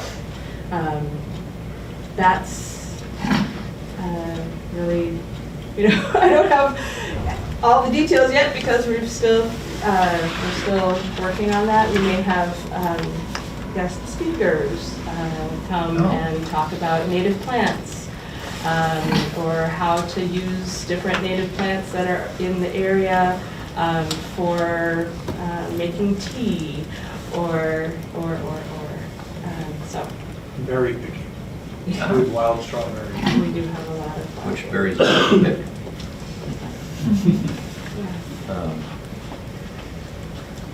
Community meals, Oh, as we so mentioned last time. Yeah. food production on site, I had that on my list. What are you kind of just thinking, just vegetable gardens, that type of thing? Yes, and not as the focus of what we're doing. We're not planning to be a producer that's then going out and selling as a part of what we do, but as a part of being able to bring community together to help with growing things and also just healthy food. It's important. Livestock? No. I mean, I don't think so. Sorry, he has dreams of a goat, Yeah. so I said no to that, but, sorry. A goat and some chickens. Seeing behind the perhaps. curtain now. And We don't want to, yes, we wouldn't rule out a couple here and there, but it's not the focus of what we're doing. Well, Mr. Chair, I think I'm at the end of my list. I guess I know it's hard to believe over here, but one of the things that I had written down and was shared with me was when we got back to density, which seems to be one of the biggest focuses here, was that in this area, you need 10 acres to build a house. And that kind of resonates with me. 10 acres to build a house. And we're asking for much more of that, albeit it's on 40 acres. So how we rectify that or condition or change it, but personally I'd like to see that. If it's to move forward is that the density would be lower. That's kind of where I'm at too, is, I think we need to at least start that way. It seems like there's an option, but to me, it's, we're putting a lot of people out there. And it's going to basically, it seems like it loads about 15 acres of the property. When I look at the site, you're really loading about 1/3 of the property is where everybody will be. Sure. Okay. So, I think of it a little bit differently. There's the people who are there longer, like overnight or for a few nights. And then there's event people, which, my family with grandchildren and so on would be, with a couple of friends or something, might be 20 people, and that's hardly just really getting started if you're going to have an event. So I could see having a program and having a bigger group and so on, and have a larger number okay for that, and then different for overnight. well, we do have that, John, total number of guests on site. Well, shall not exceed 50. Yeah, but you're talking about lowering it, and I'm thinking. Well, I'm talking not about for- lowering the actual people overnight, yes. And I maybe should have asked that before I said anything, but I understood you both to mean the lower number, meaning the lower number. So, Are we on the same page, Rich? Yeah, I guess I was thinking more of the overnight guests. Yeah, and that's where I was at, the people that. And leaving the 50 Impact. is what you're saying? yeah, Well, I guess I haven't It was kind of a number wrestled that one yet. we threw around at the last, as we met the first time. The lodging is for 32, The lodging is for 32. and that's not including staff or live-in. Gotcha. Okay, so that's where that's the number it sounds like you're looking at. But you don't have a problem with the 50 overall for an event, necessarily. Well, for me, 50, you have something at 1 o'clock in the afternoon, at 4 o'clock in the afternoon, they're gone, 5 o'clock. They're not there overnight, they don't load the, they don't create a lot of water usage. In and out. Are you I think that's the comfortable, number you're talking about. are you comfortable with the 50 max including staff? Or how are you looking at that? 'Cause I'm just thinking, start at your extreme and then work on your other way. Well, I'm thinking 50, plus staff. But they don't know how many staff that they have. And that's, we had that problem when we were talking about the shoe. Because we did not know the number of staff, therefore it was a max with staff. That's right. Well, Which one was that, Christine? The Shoreview. Shoreview natives, Oh, okay. they had an event thing and we were talking about staff, if I'm not mistaken. So I think that was the discussion. Well, we don't know how many staff. We have 50 staff. So the max was made with staff. And I just think that's easier for us. Mhm. I think the biggest trouble too is that there's just the unknown for everybody involved. How many people you're gonna need, how many But people. that helps are gonna me be as there. me and my staff as far as the parameters that are set. That ambiguity is too hard for us to deal with. Or it can be hard. Just- Mr. Chair. Well, shall not exceed 60. Yeah. That gives you 10 staff. Mhm. If you want to have 48 or 12 staff, whatever, that's how it works out. I was gonna say, we did get a staff estimate, very rough, from Mhm. Heidi, and so it's pretty easy to add a number to that max and still be with that same intention. And be more clear about how many people can be on site at any given time. You had something else, or yes? Yeah, Commissioner Svay's one house on 10 acres. I think the other piece to that is it 14 people per dwelling? The ordinance considers that a family, whether or not they're related. I don't know if I've seen I'm that. familiar with I that. I think it's in there. Okay, I want to argue with the attorney. Yeah. No, I don't remember that. Oh, we've run into it before. Tanya's gonna look. Big fan. Control find.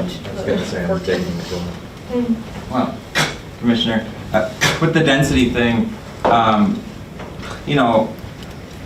usually when we look at that density, we look at 4 houses. Generally, what we do is we go, okay, what's the worst case scenario? What does the code allow worst case scenario with those 4 houses? Well, I mean, right now with just 32 people, and then add some staff, you're still at 8 or 9 people per house. That's allowable in the ordinance, to have 8 or 9 people live in your house and have 4 houses on 10 acres. So I'm just not completely buying the whole thing. I know it's important and I know we need to address it, but I'm not totally buying that we need to lower it. I think it's already low. I mean, I think it's well within range, so. Well, be the devil's advocate on that is, look at the neighborhood. How many people are in those houses out there? very low number. There are 2, there are 3, there's 4, maybe there's 6. And it's a change. Those people live there on 10 acres minimum for a reason. And that is what the opposition is. And I don't have to like it, our applicants don't have to like it, and our residents don't have to like it. But that is the argument. When it boils, as long as I've looked at this and written my book here, is that's what I've distilled. That is the problem. And how do we overcome that? Because they live there for that reason. And we have a huge opposition. I mean, we've seen applications denied because of neighborhood opposition. So that's why we have to look at these conditions, we have to look at the density, and make this, if it's going to be passed, palatable as many people as we can, and I guess that's the end of that conversation for me. Sir, I do have a question. Is there a difference between living at a dwelling and coming for 3 days? Absolutely. And that's what our guests will do, is come for a short term, once hopefully come back, versus living at the property. So when we're talking about 32 guests, hopefully, you know, if it were 32, that would be wonderful for 3 days. What about the other 4 or 5? You know, so it's not like there will be 32 plus 4 staff residing in this space year-round. It will be 4 to 6 persons residing. And then guests coming for, maybe it's an overnight, maybe it's 2 days, maybe it's 3 days, and then leaving. So I'm wondering if there is a difference and if that factors into it at all. To your point, I think, for me, I think there is that difference. The perception is, it's a revolving door.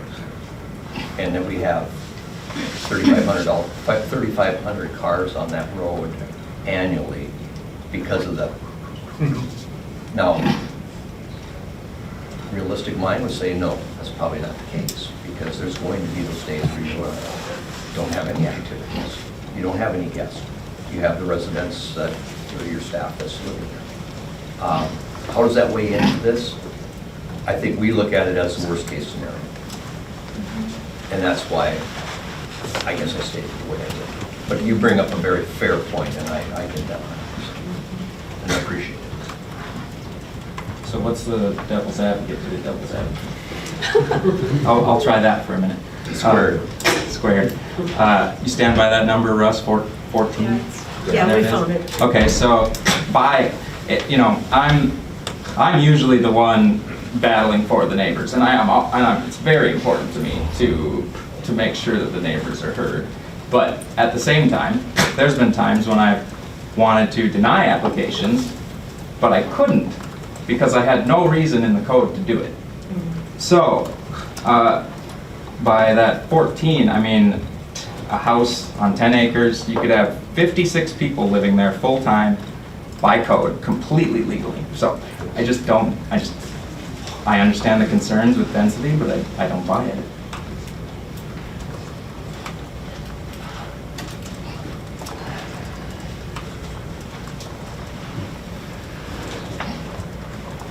We'll be back here 5 years. What's the conditional use? Oh, this is a conditional use. I'm mixing my sorry, not a gravel. It's not a gravel pit. Oh, goodness, no. It's not a gravel pit. Do you want to be back here, Frank? That's why I don't. Okay, can I go over a summary now? Like, let's get us all to a point. So we have all these recommended conditions. They're all very good ones. Commissioners have reviewed them. We agree with pretty much all of them that the staff put together that are on there. We've talked about, on top of that, we've talked about setting a max number of full-time residents, about well drawdown test, water use study, and then potentially owners having to live on site. So, are there any of those details that we need to hash out so we can put a package together? I mean, I think if anyone else has any new things to come up, but I'm feeling like a dead horse right now. So. We did have the bond for a bond, and we've done that in the past. And then it'd be just an amount set by the county attorney, and a reasonable amount. If he looks at this and says it's significant, or if he says it's insignificant, that's his discretion. We can have it passed. What's the purpose of the bond? What is it? Completion. Completion. Oh, completed? What is, could you explain what that? You know, the bond is usually when somebody's, in a plat. It's Yeah. like, I bought this lot and my road's not done. Well, Then we have money in a changing bond to things. finish the road for the person who bought that piece of property. well, But if this isn't finished, it can just be sold. Mhm. you're comfortable with that. Yeah, I think in these situations, I mean, it's we did it unique with- to, didn't we do plats are different. We did it with Luke for his resort. Well, he does that for the plat too. Well, true. And I think that's a unique situation because of the limited water availability Yeah. and septic space septic. and, but I think it's necessary in this situation. And then, Mr. Chair, and then I forgot to mention, kind of, it seems like the most important issue that we need to figure out to come to some consensus is the density thing and the max number of people. So I think unless somebody else has something else, those are the issues that we're dealing with, and those are the issues we should probably stick to now. It's focus on these ones. Not anymore, the details of the operations, which I understand. We need to educate the public to help them not be so afraid, but are frankly, some of them are irrelevant to. Figure those first two out, your density, or the number of people who are allowed to live there. Mhm. Figure that number out. Figure out the max number of people allowed, including staff, and then the rest of the stuff. Those are your toughest questions you're working with.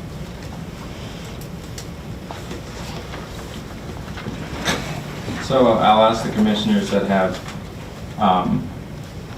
density concerns. Do you have a suggestion of those numbers? I do. I'm suggesting a maximum of 8 persons on the lot, including, that's everybody that's involved with this. That's full-time living? Full-time living at 8? Full-time living of 8. And then I think we kind of agreed on a total number of guests on site at any one time, including staff, would be 60. That would take care of special events. So what we're looking at then, figure out, is the number of guests, overnight guests.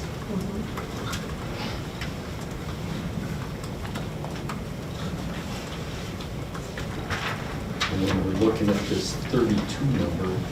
Well, you can go with 52 or less. Well, your max is 60, Okay. so you might say math is accurate. 52, 52 or less, yes. Can I ask one clarifying question? So that the 8 would then be the more restrictive than the 14? I don't think you would take that 14 people in that house, that'd be pretty grand, but. If you're living there year-round. Yes, Living there full-time living. yeah, just to clarify that so that it's in here, yes. Living, Okay. if that's correct, living there year-round. Yeah, I believe Like that's a what- resident. Yep, residents, The residents. whether that's staff, workers, staff that live there, or anybody living there. Directors, everybody that's involved, no more than 8 persons. So now you have to determine what is your maximum of guests. I'm okay with 32 as well. And the request was for 32. Yeah. Or were you considering 32 to include yourself? No, we were 32 at people at 32, again, 32 Yes. maximum. Not 30, we're not gonna try and cram 32 people in there every night. It's not really, that's not what we're planning. That's not what we're asking. Heidi was talking about 50% occupancy rates generally, so that will range from, 0 people being there to 32, but generally somewhere around, overall that 50% rate. Yeah. So it's, On average. that number probably is seasonal. Yes, and other most things. people, as far as traffic goes, people aren't going to be driving in individual cars. That number either.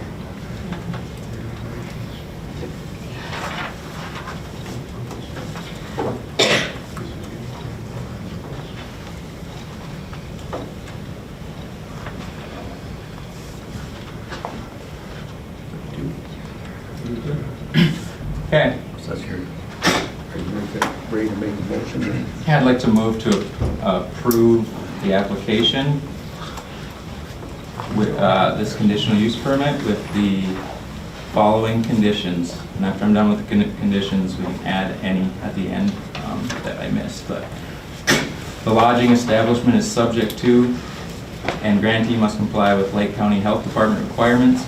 Copy of the license shall be submitted to Lake County Planning and Zoning. Number 2, the lodging establishment is subject to compliance with applicable state subsurface sewage treatment system requirements. Condition 3, occupancy will be based on septic system capacity and Lake County Health Department occupancy of structures, whichever is less. Condition 4, final site plan of the lodging establishment to be submitted to Lake County Planning and Zoning. Condition 5, emergency response and fire-wise plans shall be developed and submitted to Lake County Planning and Zoning. Condition 6, develop and implement a forestry conservation plan from a certified plan writer. Condition 7, wetland delineation required prior to approval of land use permits. Condition 8, total number of persons on site at any one time shall not exceed 60 people, Including staff. including staff. Condition 9, there shall be no discharge of fireworks or firearms allowed on site. Condition 10, all ATVs and snowmobiles must be trailered while on property. Condition 11, all outdoor fires must be limited to use in designated fire ring. Condition 12, quiet hours must be observed between the hours of 10 p.m. and 7 a.m. 13, the owner or on-site management will live on-site during resort operations. 14, property boundaries must be demarcated. 15, the use of RV campers on site is prohibited. 16, all vehicles and trailers must be contained on the property. On-street parking is prohibited. That was I'm, excluding. okay, CC. let's discuss that real quick then. We didn't discuss pets, but does anyone have a problem with people bringing pets? Or are you even going to allow it? We don't anticipate that people will be bringing Except pets. service animals. Well, some people have service/emotional support animals, but, we're not looking to have, I'll leave that one to Point out something too. Mhm. So there's like the difference between what guests can do and what property owners can do. Is it, so there's like the RV campers, is that guests can't use RV campers or RV campers can't be used good for point. lodging? I would change 15 to, well, we'll have to talk about that too, because we don't really want 10 people that live there all having campers out there either. Yeah, and then discharge of firearms, just if Yeah, they want to just hunt no. or. well, as property owners, however, we have a lot of deer, there's nuisance hunting. What? Safety for browse. Grounds? We're not, we are not going to allow firearm discharge or fireworks guests on the property. However, we do want to reserve our right to hunt if we choose to. So we just want to make that, Not acceptable? that different. Okay, it just didn't read that way, so No, I it didn't. appreciate the, Which number is that again? Number appreciate the 9, difference, the differentiation. no discharge of fireworks at all, Firearms allowed on but site. firearms allowed on site by owners. Except by owners. Can you go back to 8?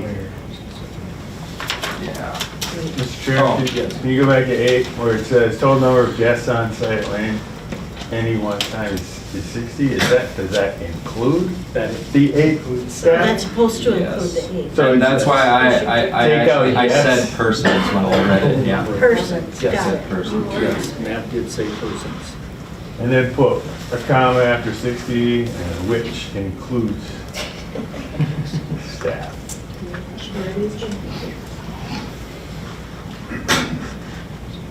And then let's scratch 16. If someone wants to bring it up at the end, we can add it. Moving on.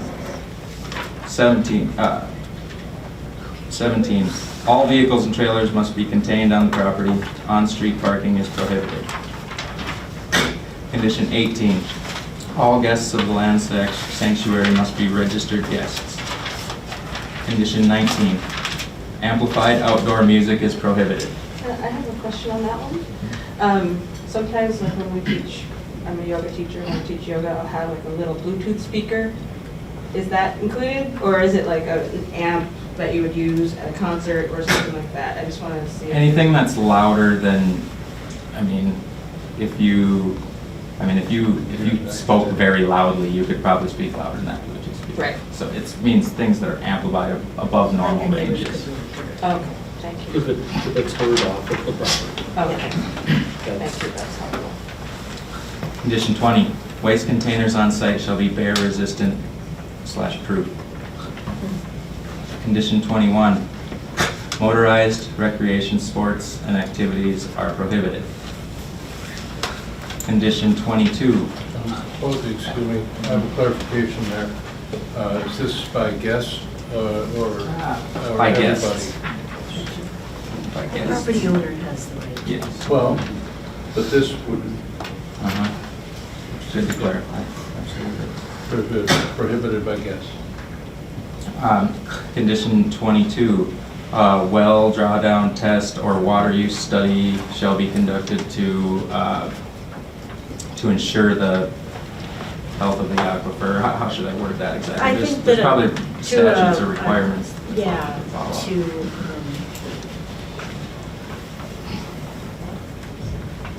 to identify any impacts on neighboring properties' water supply. Did you get that, Alex?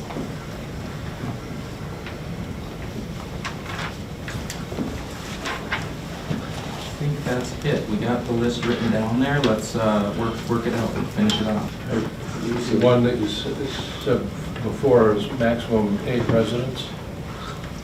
We gotta add that, yep.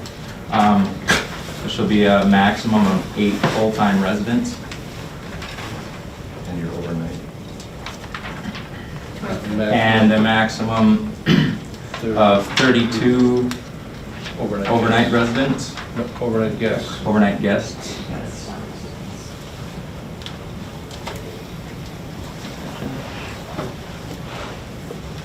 So 10, you have 23.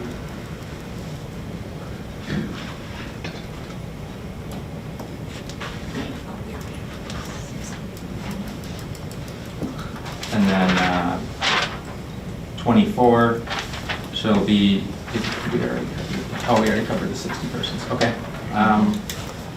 Did I miss anything? The only thing I'd go back to is the pets.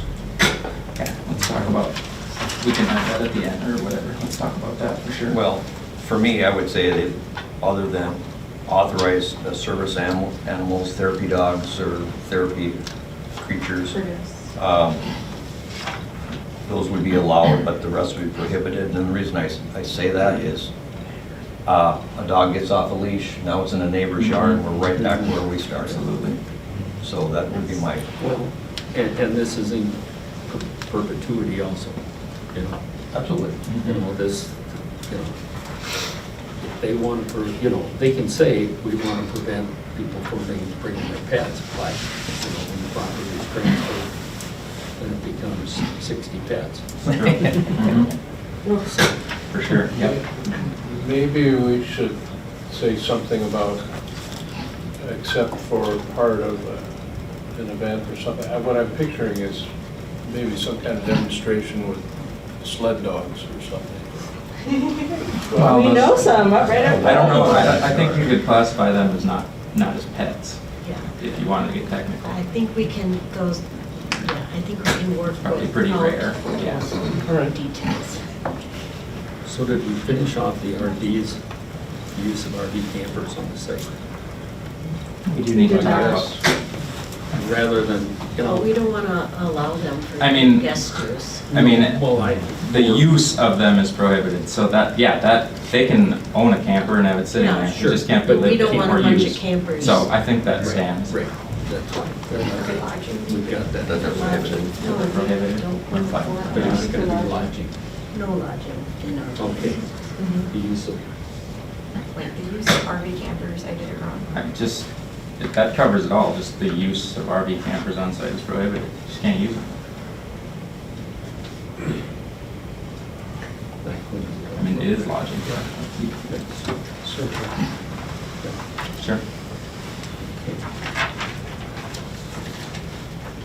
All right, that's the motion.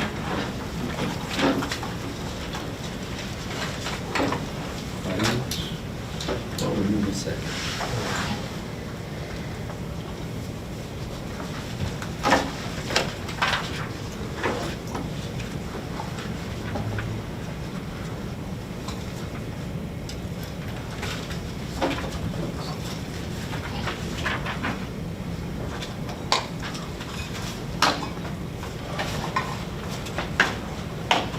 Can I say something? Sure. While we're waiting for a second. This is definitely, I mean, we're pretty thorough as a commission, but this is as thorough as we've been. I was thinking about that, should we go through the conditions and how we hammer this?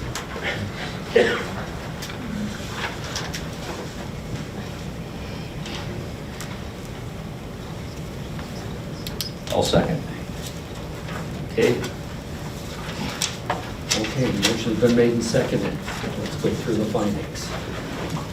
Okay, measures have been taken and financially assured by the applicant, approved by the road authority to provide safe and efficient access, off-street parking and loading space to serve the proposed use.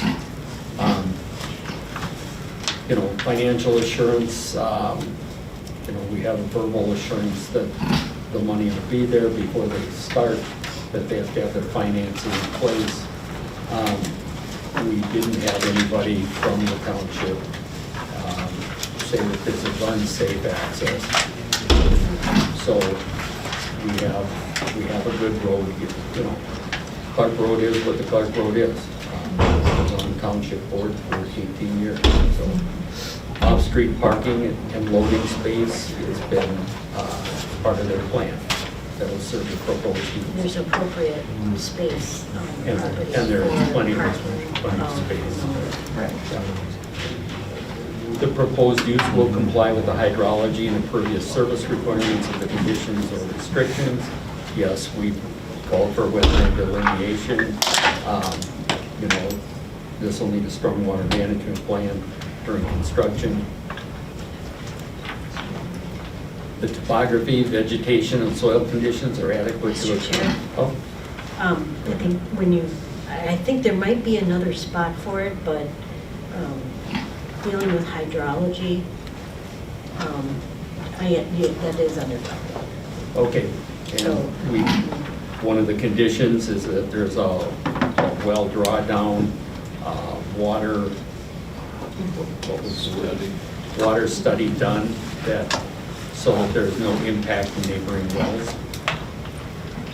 Number 3, topography, vegetation, and soil conditions are adequate to accommodate the proposed use. You know, this site has been in use for many years.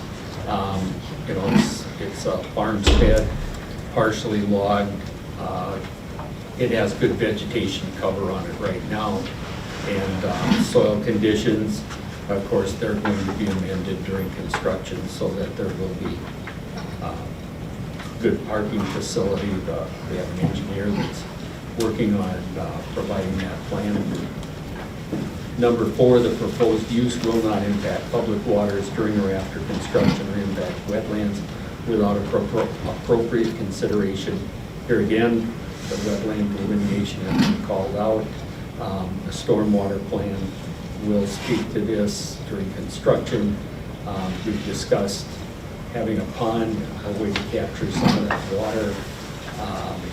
Setbacks on encampment. The setbacks from the encampment river, setbacks from neighboring properties, so there should not be any issues with that. Mr. Chair, I don't know if you, just so you're aware, before we get through to the end, we do have one more thing to discuss, whenever you'd like to do it, about the special events. We left that wide open. We said that they could have 60 guests for special events, but how many special events, they could do it every day. Oh, I see what you're saying. We'll take an amendment. How do we do that structurally exactly? Just amend your Motion to amend. how many events per year?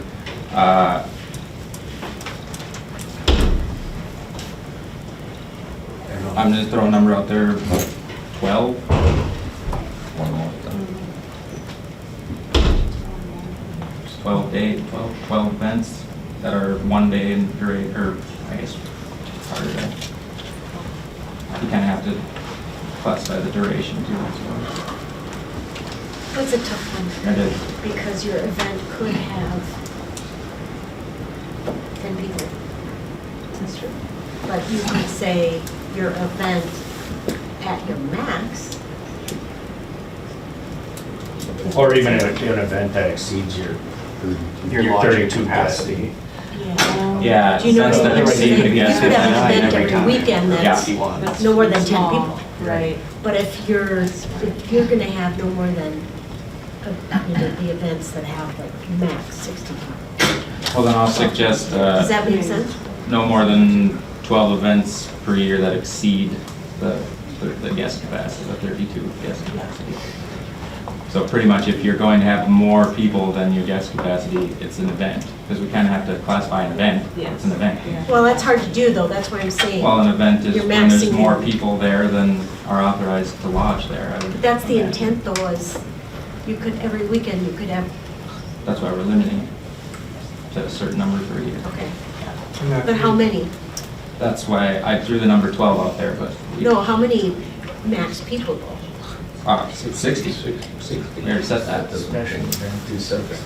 We already set that at 60. Okay. That's the most people on site. For 12. So, but what I'm trying to say is that if there is a weekend thing where there's only 8 or 10 more people than the normal amount of guests, they're not staying overnight. That would be It's coming considered through an the under day. that 32. That's gonna need, okay. That's not special. Yeah. Is this language? If they only have 20 people staying and 10 more people are there for the day, I don't see why that's a problem. Okay. I'm just wondering a little bit of If you have clarification more, on my if you have end. more guests on site than you're lodging guests, pretty much. Is this language here good? No more than 12 events a year that exceed 32 people on site? Yeah, They're not Well, overnight guests. we'd have to be, that, because there's staff too, so. So plus 5 or whatever? Because that's like the average. We're pretty much defining what an event is right now, because Yeah. that is Well, an important thing to define. this is hard. Yes. That's why I was Yeah. saying, at your max, you can't have more than your max. If we stick to the word guest, it means that excludes the staff. So that exceed 32 guests on site. if you're there and you're not working, you're a guest, I would think. Yeah, I mean, if you're there and you're not working, you're a guest, whether you're staying overnight or not. So no more than, so when you go over that 32, you have a bigger group, that's an event. That's what I would say. That's really hard for us to have to enforce. What language works well to enforce? I don't know. I'm just saying. Sometimes things are hard. Yeah. Can you keep it a little easier for us? Yeah. Otherwise, I mean, we struggle with this every time we talk about events. We have, you know, so I'm saying that if, Well, that's the guy to ask then. What does that look like? No more than 12 events a year that exceed 32 guests on site. That's fine. Yeah, good. I like it. if I don't get any complaints. Trust the Well, you lawyer. get Right, complaints, yeah, but what do you do when, you know, if 70 people are out there? 70? 7. Well, then that's definitely a violation. Okay, Yeah, what do you someone do when can there's complain. 34 on a non-event weekend?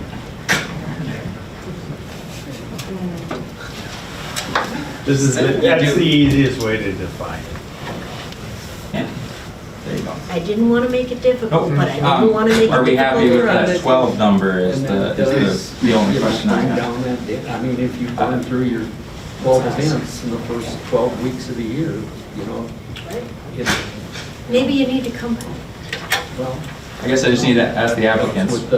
It helps with the traffic, it helps with the Yes, density, that's it true. helps I with the agree well, it helps 100%. with the septic, everything. They seem to be okay with it. We are not doing that. With that number 12? Okay. So then that's my amendment, adding that. more than 12 inches. I'll support that. Okay. You guess it's So like- that's Okay. amended and supported. Okay, number 5 in our findings.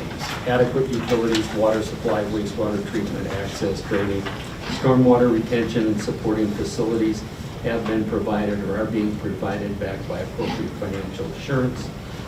There again, the appropriate financial assurance they will have to have that in place before they can start construction. Water supply, we mentioned that in the conditions. Wastewater treatment will have to comply with appropriate ordinance for this size property. Access, we found that to be good.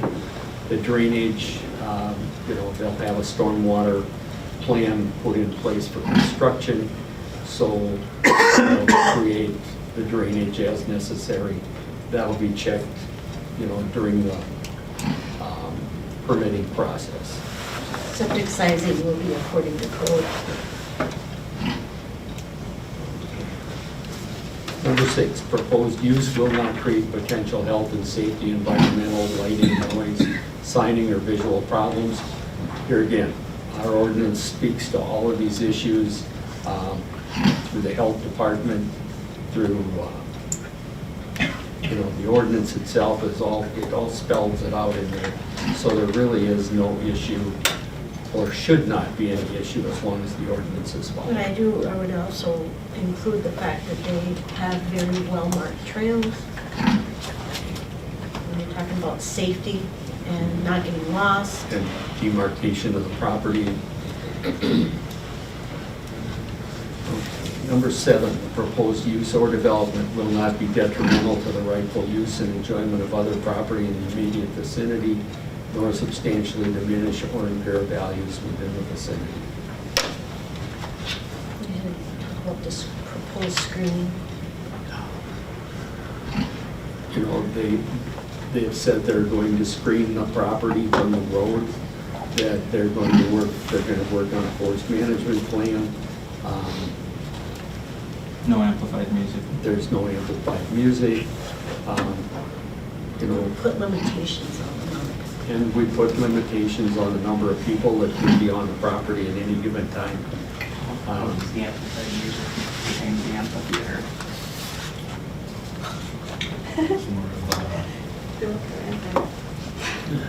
Well, just because it's an The amphitheater. the incline and just the a ridge bowl. will provide nice acoustics. Well, there's no amplified music. I mean, it's across the whole property. So whether it's in the amphitheater or not. So. Not amplified, use is amplified sound. So, in other areas of the county, we have found that resorts do not diminish unpaid values in the neighborhood. And number 8, the proposed use is consistent with the comprehensive plan and within the spirit and intent of the ordinance. Our comprehensive plan speaks to tourism.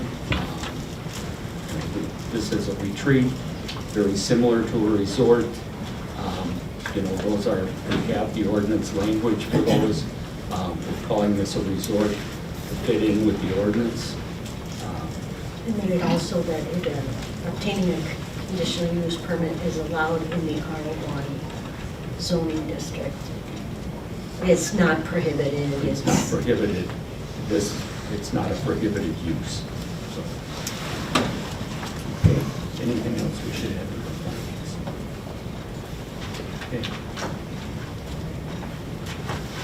Okay. Okay, we've got a motion and a second. We've got the findings. All those in favor? Aye. Aye. I don't think it's just. Okay. I'm gonna, how many nays? Aye. Aye. Aye. Aye. So we've got 4 nays, 3 ayes. It's failed. Yes. So do we need a? John, you or no? The You or no? of the yay. You or no? Yay. What's John? Yes, yes, yes. 4 to 3? 4 to 3. Oh. So do we need a motion to deny then for this one also? You gotta have finding. Gotta develop finding. Yeah, you gotta have a reason to deny it. So do we have to go through the findings again? Oh, Probably should have a yes, motion. that's right, you only voted on Yeah. a tie. Approving it just didn't pass, so. No, I just forgot that the chair only votes when it's a tie. Which you did. Which Thank you you. did. Okay. Does he call for the yeas and the I just nays? didn't hear everything, sorry. Okay. Are we able to revise the overnight occupancy? I'm sorry, I didn't catch the question. Are we able to revise the overnight occupancy count from 32? Looks like your motion would have to. It would be up to the commission to consider whether that's a viable option. So we have a motion, Russ, if we had a motion to drop this, You can have another motion to approve, but move it from Different modified conditions. Yeah, you can do that. Or you can have, Whatever the right, you issue could is. keep having motions. All right. Okay, then do we have to move to discuss it again? Or can we just start discussing it again? well, I think we can, you can just make your motion with different numbers in it. And see where it goes. Well, we obviously need to figure out what numbers people want to see, or if any. If anybody can be moved, we need to figure out, we need to talk about it. I have a question. Do the nays have to say why they voted that way? I have no problem. I can't get past the density and the diminished value when that was brought up. Them are the two things that I'm hung up on. Because I think, to me, definition diminish, if you say lose potential buyers, and that does to a certain extent diminish to me, and that's what I'm hung up on myself. And obviously the density one too. I'm on the same as Brock, it's just a long, narrow strip of property. I mean, or you're not, you're congested in one area of that property. And I think that speaks volumes to the zoned 10-acre building sites around it. I think it's a good idea, I like the vision, I just don't know if this is the perfect place. My comparison would be like a Wolf Ridge. Everybody gets to utilize it, it's wonderful, there's people from all over the state that use it, but it's sitting on, in that case, it's like 1,800 acres, but if you didn't know it existed, you'd never even know that there was up to 300 people there at a time. And I'm stuck on the density, you know, and the fact that it's always, I certainly believe in this. I really believe in it, but I really think it's too many people, you know, and as I said, it's all on 15 acres of the property is what it really amounts to. It's really overloading that. I just have a bad feeling about the neighborhood and how this whole thing plays out.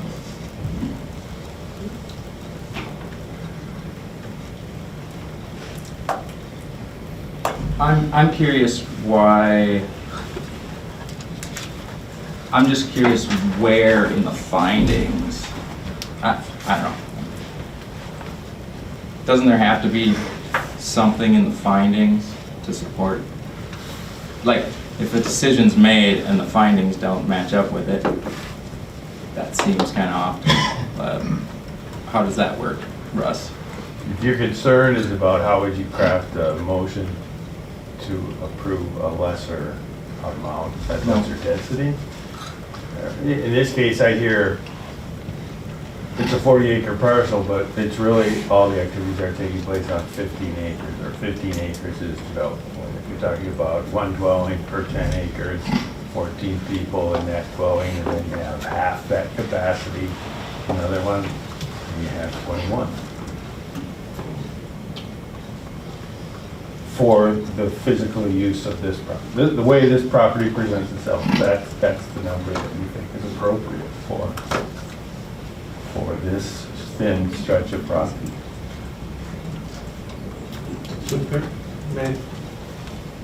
Am I allowed to speak? Chair? Go ahead. Okay. In considering density, I heard a number of 14 legally allowed and another 14, so if we amended to 24, that's well, and that's lower, not as dense, As far as guests? as far Overnight guests. as overnight guests, yeah. Does that change the scope of your project though with all the buildings you have? Because obviously that's, the size of everything is to support the 32 people and that's probably where that number I comes from. think that then the build would be Different. absent the Yep. 32, Yep. scaled down to 24.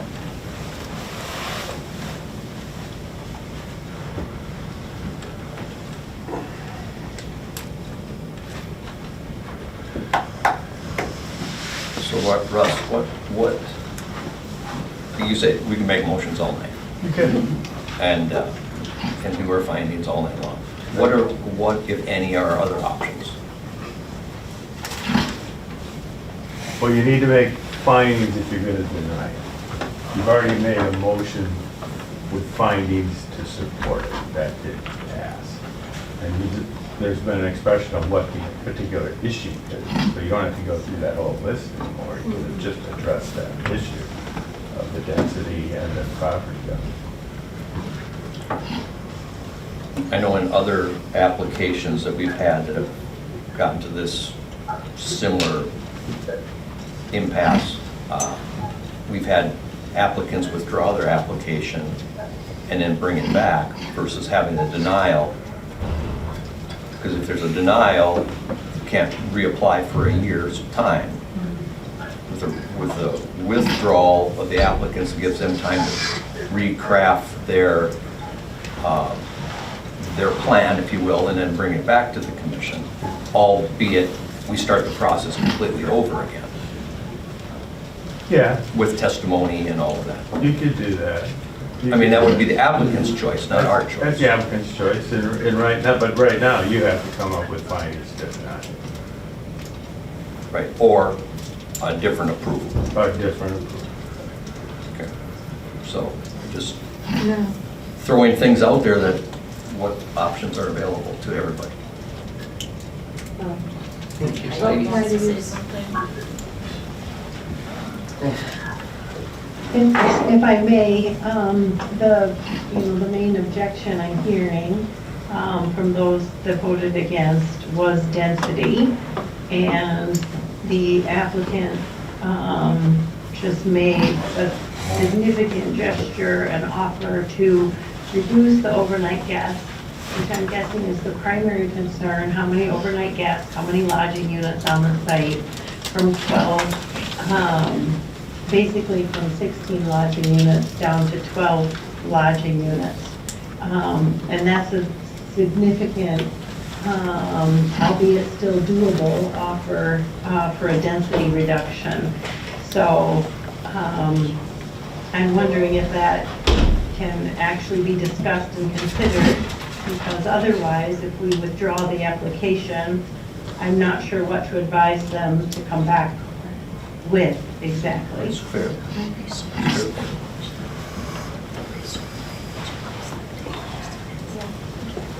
So that's why I think that needs to be addressed.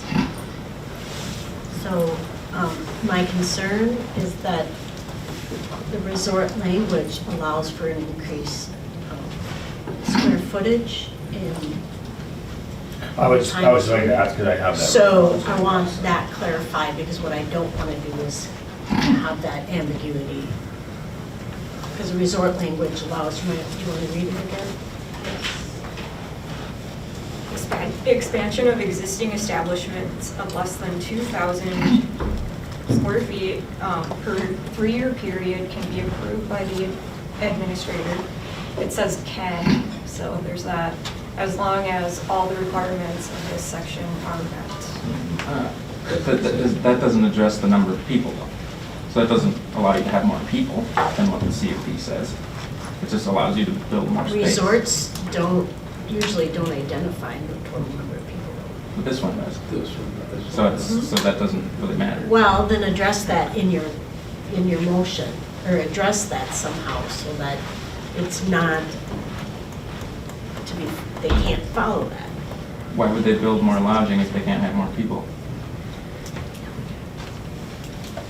Why would they ever apply to build more lodging if they can only have a certain number of people? But it may not be them, it's in perpetuity, correct? I mean, But why would anyone build more lodging if they can't put people in it, is my point.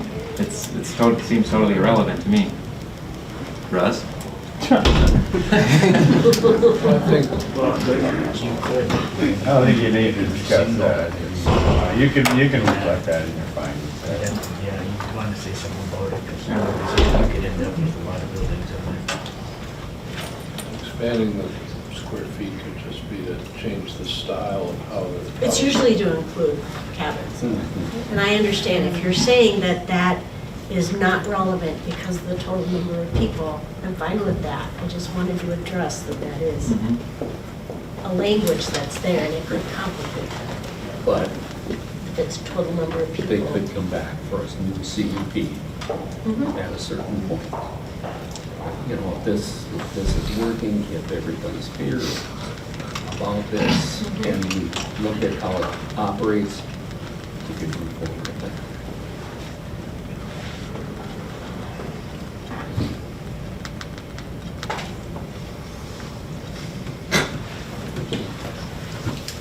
Well, I suppose making another motion with the lower amount is probably the next step, I would imagine. Even though I don't feel like reducing the number, I suppose I'll make the motion if no one else will. Anyone else? May I ask a clarifying question? Is it custom for those that say nay to support it with fact? And did the county say that the density was acceptable? Is that true? Resorts allow a higher density than the property allows. That's the whole purpose of a resort Yeah. language. So they're speaking of the density if this was residential. Sure, okay, thank you. Okay. I think it comes to a comparison, or correlation is probably better. That makes sense, thank you.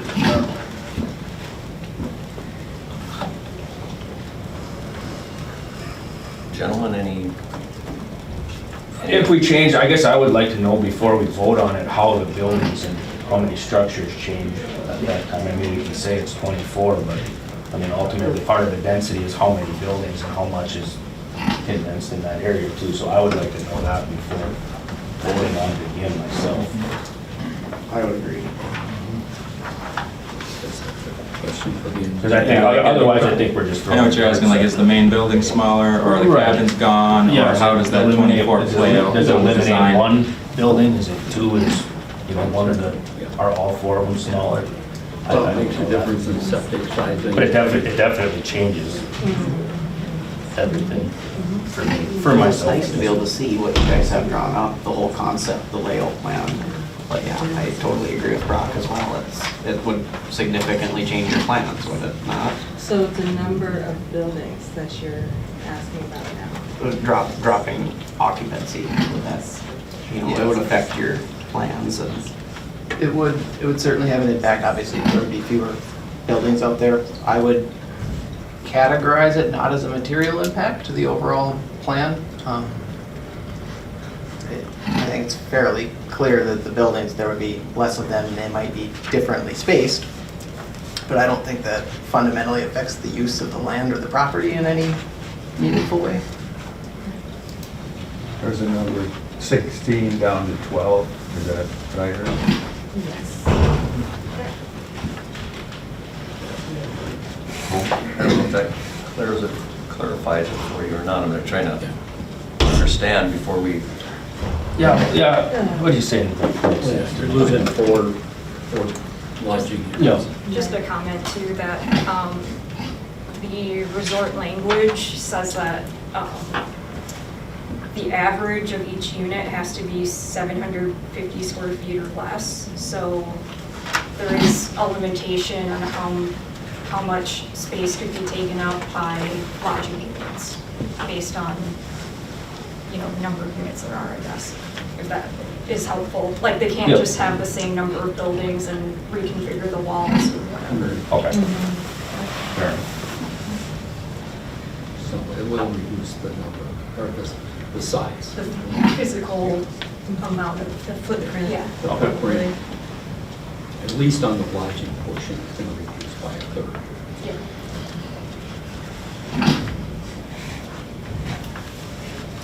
Yeah, just so I think that we're clear, so we're just not into further motions and then having to Matt's point is to. What is your number now? 8, 24, and then your max would be less by 8 too, right? Maybe. It all depends on the commissioners. Yeah, you were are at you- what do you- 3260. Yeah, what about So that's those what I'm 8s and those saying is 6s? 20. I would say that probably drops at the 6, it would kind of percentage-wise would be. Okay. A third less. The And 6 then and max would be what? If you drop to 30 again, that's 40. 36 and Be 40. proportional.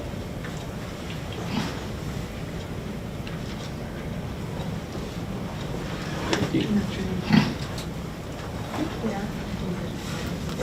50 on that max. We like 50 or 40. 45 will make them now.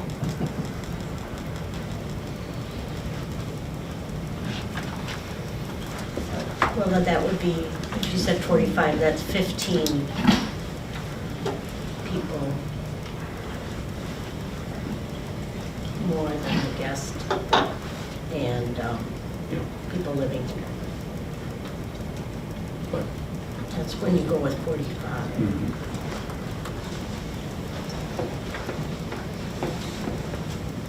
Does it matter how many full-time? Do you have to change the number of full-time classes? full-time person, staff.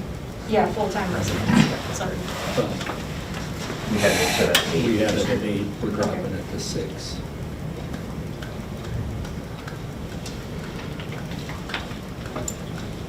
I guess.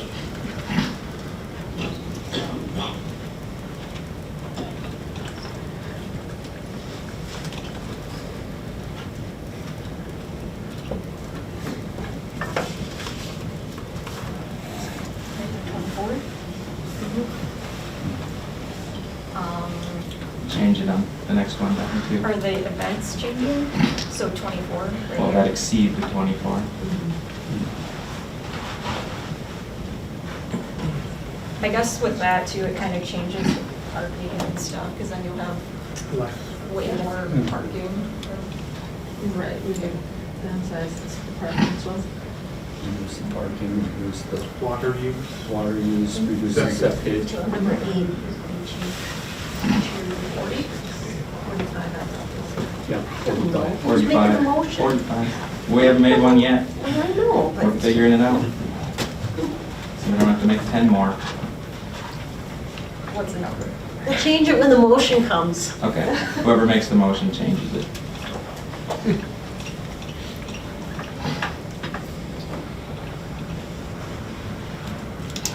Everybody's looking at you now. Yeah. Not the first time.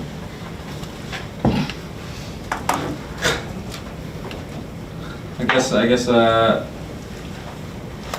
before I make a motion, I'd just like to ask you guys,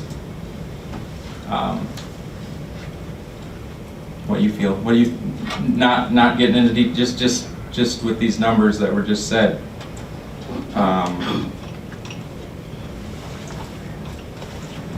Yeah. Rebecca and I are committed to providing a safe space for BIPOC people. And if 32 is not comfortable, it will be 24 people that get to experience the North Shore in a safe environment. It would just take more time to get more people, you know, as far as to experience it. But I think that is, if density, and thank you again for the clarification, if that is an issue, then we can make our space or our capacity smaller. Okay. I move to approve this CUP application with the same findings and conditions with the following changes. And that 6 persons total for full-time living on the site, and a total of 24 guests maximum, and a total of 45 persons on site at any time. And I don't believe the findings need to be changed because we just made all those findings even better. Reinforces those. Do we have a second?